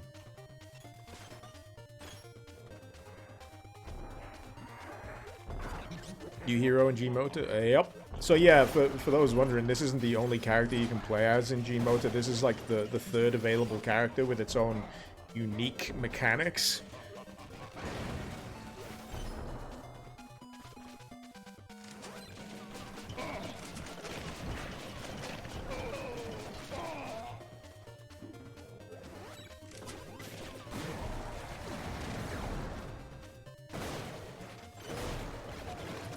Oh shit.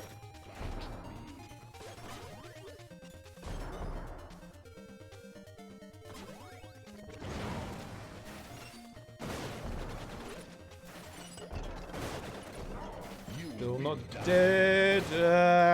Fuck. Oh shit. Yeah, I can't jump.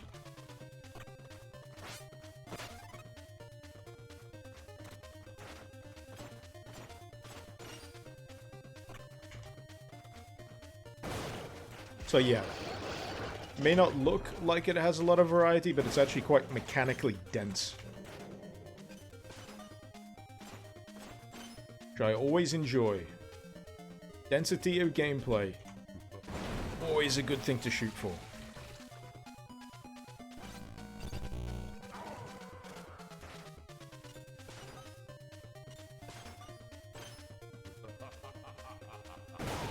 Got him.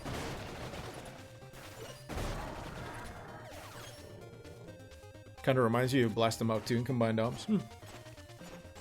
Did I hear that Konami is making a modern version of TurboGrafx 16? No, and the follow-up is, why should I give a shit? It's Konami. They're desperately trying to... Okay, they're desperately trying to get back into the good graces, but they burnt far too many bridges. I got no faith in them after the shit that they pulled, not just with Hideo Kojima, but just the gaming division in general. And whatever shit they tried to pull with that Contra game they put out recently, who the fuck were they kidding?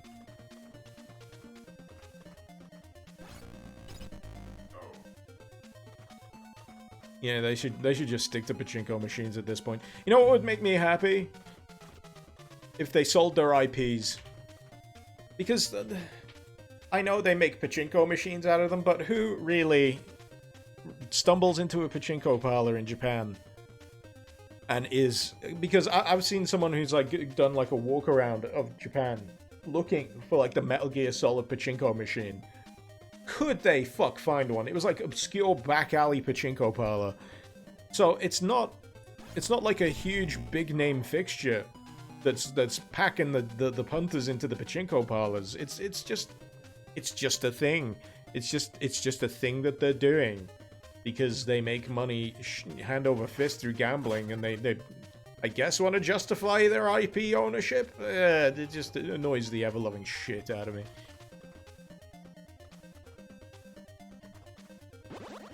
Hashtag fuck Konami. Right. Okay. That looks like... Is that the Prodigy? Is that like some fan art of the Prodigy? Because that looks like Keith Flint. And that looks like the other guy in the Prodigy. And I'm not sure which members of the Prodigy those two are supposed to be. Either way. Neat. Rest in peace, Keith Flint. You'd throw money at whoever would buy Zone of the Enders from those pieces of shit. Konami makes video games, Valda. Here's the thing. Back in the day... They used to be a well-regarded name. Konami had a really reputable reputation. And they threw it all away. And even today, I still can't quite understand why.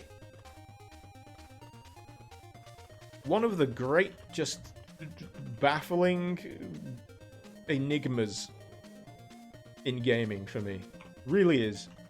Alright, where is this? Where am I fucking going? Ah, fuck it. I'm gonna go this direction.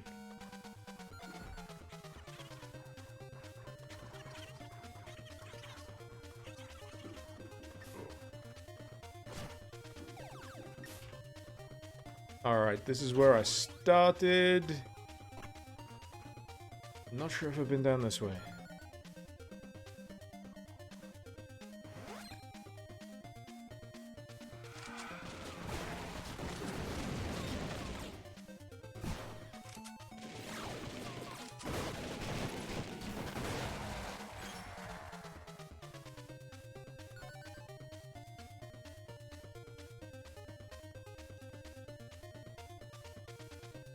Once upon a time, EA wasn't literal Satan. I remember when EA was simply known as Electronic Arts, and they made video games, and they were half decent. I remember when Epic Games was called Epic Mega Games. I'm not sure if that's still the same thing. I might be misremembering that. I think, didn't Cliff Bleszinski work for Epic Mega Games? Or was he then taken on by Epic after he made Jazz Jackrabbit? It's funny, isn't it? You think of Cliff Bleszinski, who probably made his name with like the Gears of War games. And then when you go back at the games that he originally started off with, you got like Jazz Jackrabbit. And then you look at where he ended up. He tried to start his own studio. He did start his own studio. I think it was called like Boss Key or something like that. And what did he make? He made Lawbreakers, which was halfway between an arena shooter and a hero shooter that was just following the trend, I guess, and trying to resuscitate the arena shooter at the same time. A noble aim, I guess, but, you know.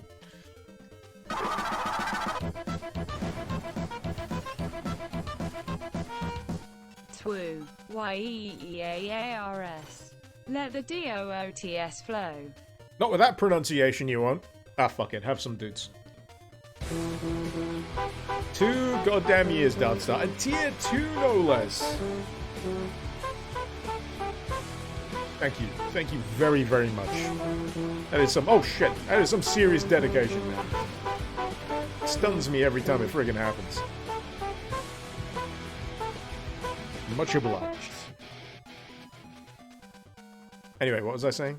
Oh yeah, Cliff Bleszinski's studio. They made oh, what was that Battle Royale game they tried to force out in early access because they were hemorrhaging money? It was like this last gasp, last ditch effort to keep the studio alive. So they released was it Radical Heights. It was like an 80s themed Battle Royale that I kind of honestly enjoyed the kind of aesthetic of. I kind of enjoyed what it was going for, but it was so undercooked. It was kicked out the gate far too early, and it's because they were going under and they desperately needed a way of making money. But you know what didn't help? The fact that Radical Heights was fucking free to play. So where's the money coming from? Where's the money, Bleszinski? Where's the money, Bleszinski? You know, in my head, I replace Bleszinski with Lebowski from The Big Lebowski when he's getting stomped on by the Nihilists. And they piss on his rug. I don't know why. It's just because their surnames run together in my head. Bleszinski and Lebowski. It's the ski. Bleszinski, Lebowski. Yeah.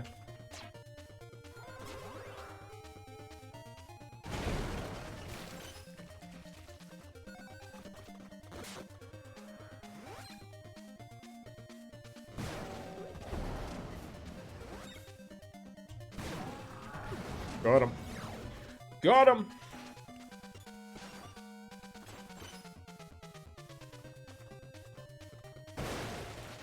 Wasn't even alpha build. It was fucking raw! It really was. But, you know, sometimes, you know, raw steak is pretty good. Bloody as hell. Not to everyone's taste. Nah. Let's face it. It was fucking raw. But I don't think the fact that it died was its own fault. It was a bunch of other factors. It was Cliff Bleszinski mishandling the game development that he was focusing on, and completely failing to read the prevailing winds, if it were. Arena shooters are dead. Let's make no bones about it. Arena shooters are dead. I know you can point to Quake Champions, but let's face it, what's the user base? What's the user base? It might be chugging along on life support, but it's... not many people think about it. You might play it, but not many people think about it. What's the other one? Oh god, if there's any other evidence you need. Unreal. So they were developing another Unreal tournament on Epic. In fact, on the Epic launcher, that was the thing. You could go on there and you could play like an alpha build of Unreal, and they've flat out just suspended. Probably just ended development on that, so whatever's there is just there. Fuck it. Fortnite makes them too much money. I find the business of video games fucking fascinating. Why dev studios make the decisions they do. Honestly, I find it fascinating in a lot of different realms. I find the wrestling business, like the business side of wrestling, freaking fascinating. When you drill into the reasons why and how and why decisions are made, and you know, the profitability of things, it just, you're like, damn, it's crazy. A crazy situation that leads to certain things being created or buried. I mean, what's the other thing that's been... Konami, yeah, let's bring it around full circle. Konami, like I say, I want to understand the business decisions that led to that. I'd love for someone at Konami to sit me down and explain the events that led up to it. You know, the justified locking Hideo Kojima away on a separate floor of fucking Konami HQ while he was trying to finish up Metal Gear Solid 5. Who the fuck benefits from that? Who was vindictive enough in that company to force Hideo out? What threat was Hideo to, you know, that person? Because it had to be someone else that absolutely fucking despised Hideo at Konami. To force him out like that. And even then, after the fact, Hideo won't say a bad word. Maybe it's that whole, you know, Japanese corporate culture thing. But I still don't find it any less fascinating. Any less fascinating. That's that. You still find it kind of mental that arena shooters don't do well these days, especially when there's an abundance of retro shooters. I think it's a victim of Call of Duty. If we're going to get down to brass tacks, Call of Duty killed the arena shooter. So as that became more and more popular, you got people hooked into the kind of progression loop that Call of Duty presents to the player. So if they're playing multiplayer, they need unlocks, they need progression, they need that rank up, they need that good feeling, that oxytocin kick that they get from, you know, leveling up, from getting a new sight, from getting a new skin, whatever it is. And you don't get that in classic arena shooters. You just played the game, you played the round, and you tried to get as far to the top of the leaderboard. And if you got to the top of the leaderboard, that was it. You were number one. Good job. That's your kick. And as video game design moved on, they failed to keep up with that kind of, that hooking the player in gameplay loop. Things became more addictive for the player, and arena shooters got left behind. And all too late, they decided to finally try and integrate that kind of stuff. They had ranking systems that you could rank up your character, but it didn't feel meaningful. It didn't feel like it had anything worthwhile to build towards other than to continue playing the game. And by the time they finally figured out loot boxes and upgrades and unlocks, it was too late. People have moved on. And that's why they died. And it's why I feel great sadness every time I see yet another Kickstarter attempt for an arena shooter throwback. Because they're destined to die. The player base isn't there anymore. The player base has moved on. The player base plays other things these days. I should know because I used to be one of them.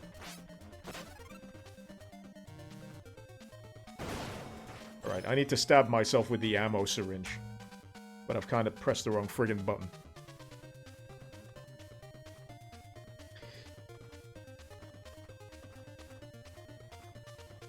The player base is wrong. They don't have to be right. That's the thing. It doesn't matter whether the player base is right or wrong. What matters is who buys the video games.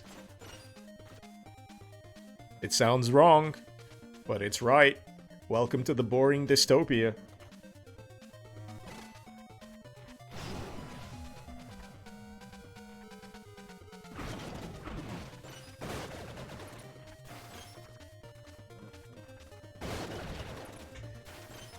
All I'm doing is telling you the truth.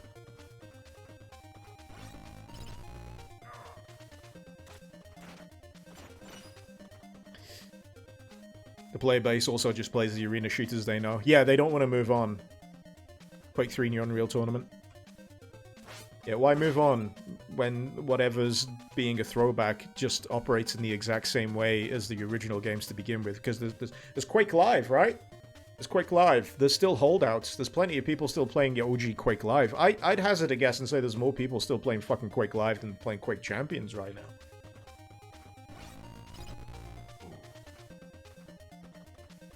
But them's the breaks.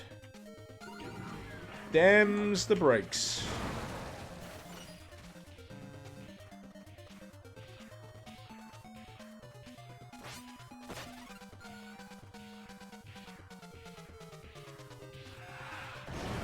Oh shit. Fuck, fuck, fuck, fuck, fuck off. No, get my syringe. Stab with the other syringe.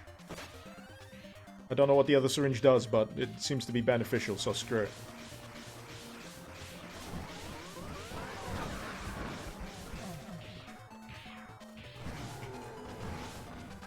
Is he gonna blow himself up? I hope so.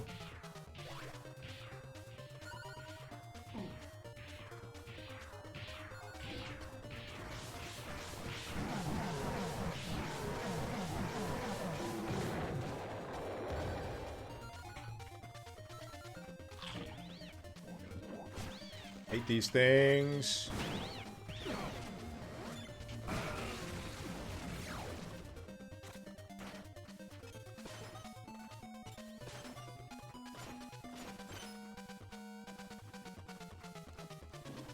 Don Hibiki, you think Quake 3, Quake Live's the best multiplayer shooter? Quake Champions seem to already die out. Yeah, it was a valiant attempt, I'll give it that, but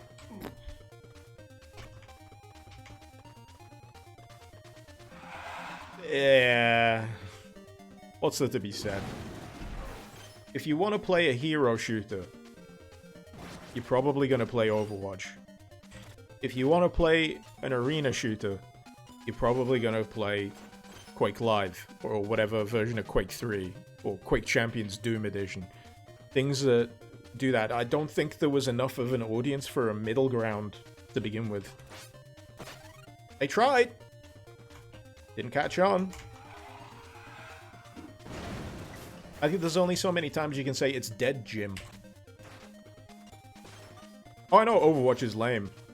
Like I've said before, you don't have to like it. It doesn't stop it from being a thing. I'm not saying it's... I'm not personally saying it's good. I'm just saying that's what it is.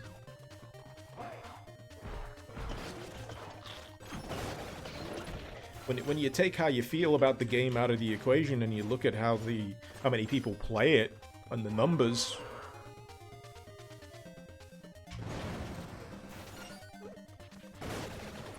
Cold, hard, unfeeling statistics. That's where we're at. That's where we're at.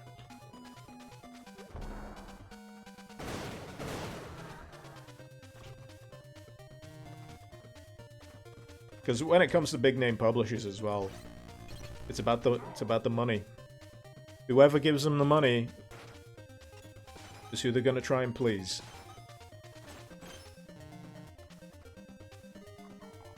I mean, sure, you'll still get smaller dev studios, that kind of stuff, trying to do things for the love of it, which is the most commendable thing I can think of in game dev.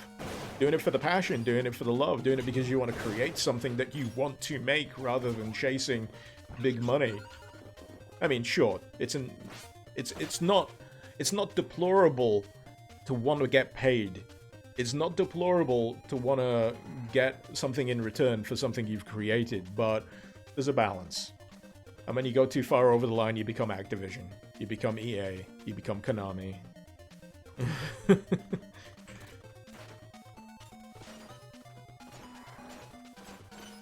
Sucking on the communist cock of China. Hi, China. I know you're probably listening. I said the bad word about you. Go fuck yourself. I'm sure you got some wonderful people that live there, but as an entity, as a country, you kind of fucking suck.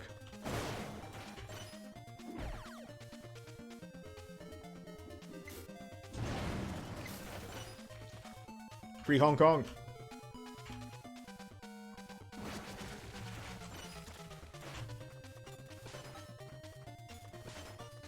And they're still going. You don't see as much coverage of it, but they're still going. They're still freaking fighting. I haven't been paid my state-mandated China bucks. Yeah, they're not paying me enough. They need to give me more money so I can tell them how much they can shove it up their asses. Right. Where the fuck am I going in this level? I feel like I've been everywhere in this level except where I need to go.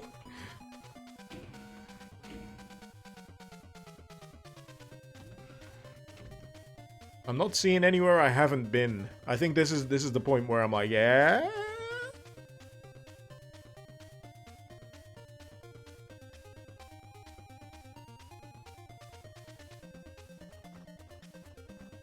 I do remember being down here.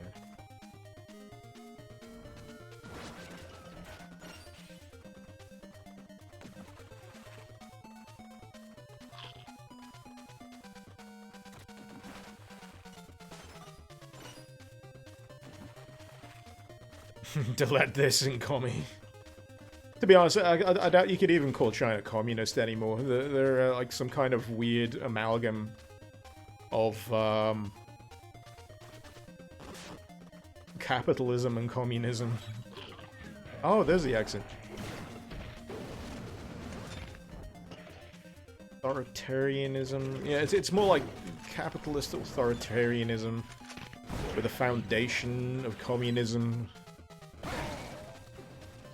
I don't know enough to describe what the fuck is going on. It ain't good, I can tell you that.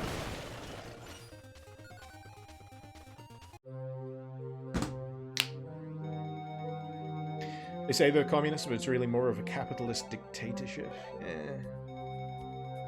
I still find it really strange how they got a stuffed Winnie the Pooh doll to rule a country. It's just the strangest thing. You know, it's hard to judge other cultures, but even I think it's a bit far. Winnie the Pooh, really? And on that note, I'm probably gonna leave it here because I'm getting a little geopolitical here on this stream. And I know for a fact that means I'm probably going to start getting cranky and it's time for my nightcap. Which probably involves me going out and buying more beer. You know what'll set me straight? Playing another 70 plus hours of Death Stranding. That'll get me going. That'll get me going. Anyway. I'm glad I could bring this wide-ranging stream to you today. God, we covered a lot of ground. I've been rambling about game design, about the state of arena FPSs versus current FPS trends. Got a few digs in against China. Not bad. Not bad. Can it cause beer as a sleeping pill? I find it's after a certain point, beer is a sleeping pill. For me, beer is more of a mental lubricant up to a point. Helps the thoughts slide by each other a little quicker. Without beer, I find that my thoughts kind of, bash up against each other and get a little confused. But with alcohol, I kind of go, "Whoa, oh hey, we can go." Anyway, this has been Mr. Icarus. Thank you very much for watching. Till next time, Icarus out.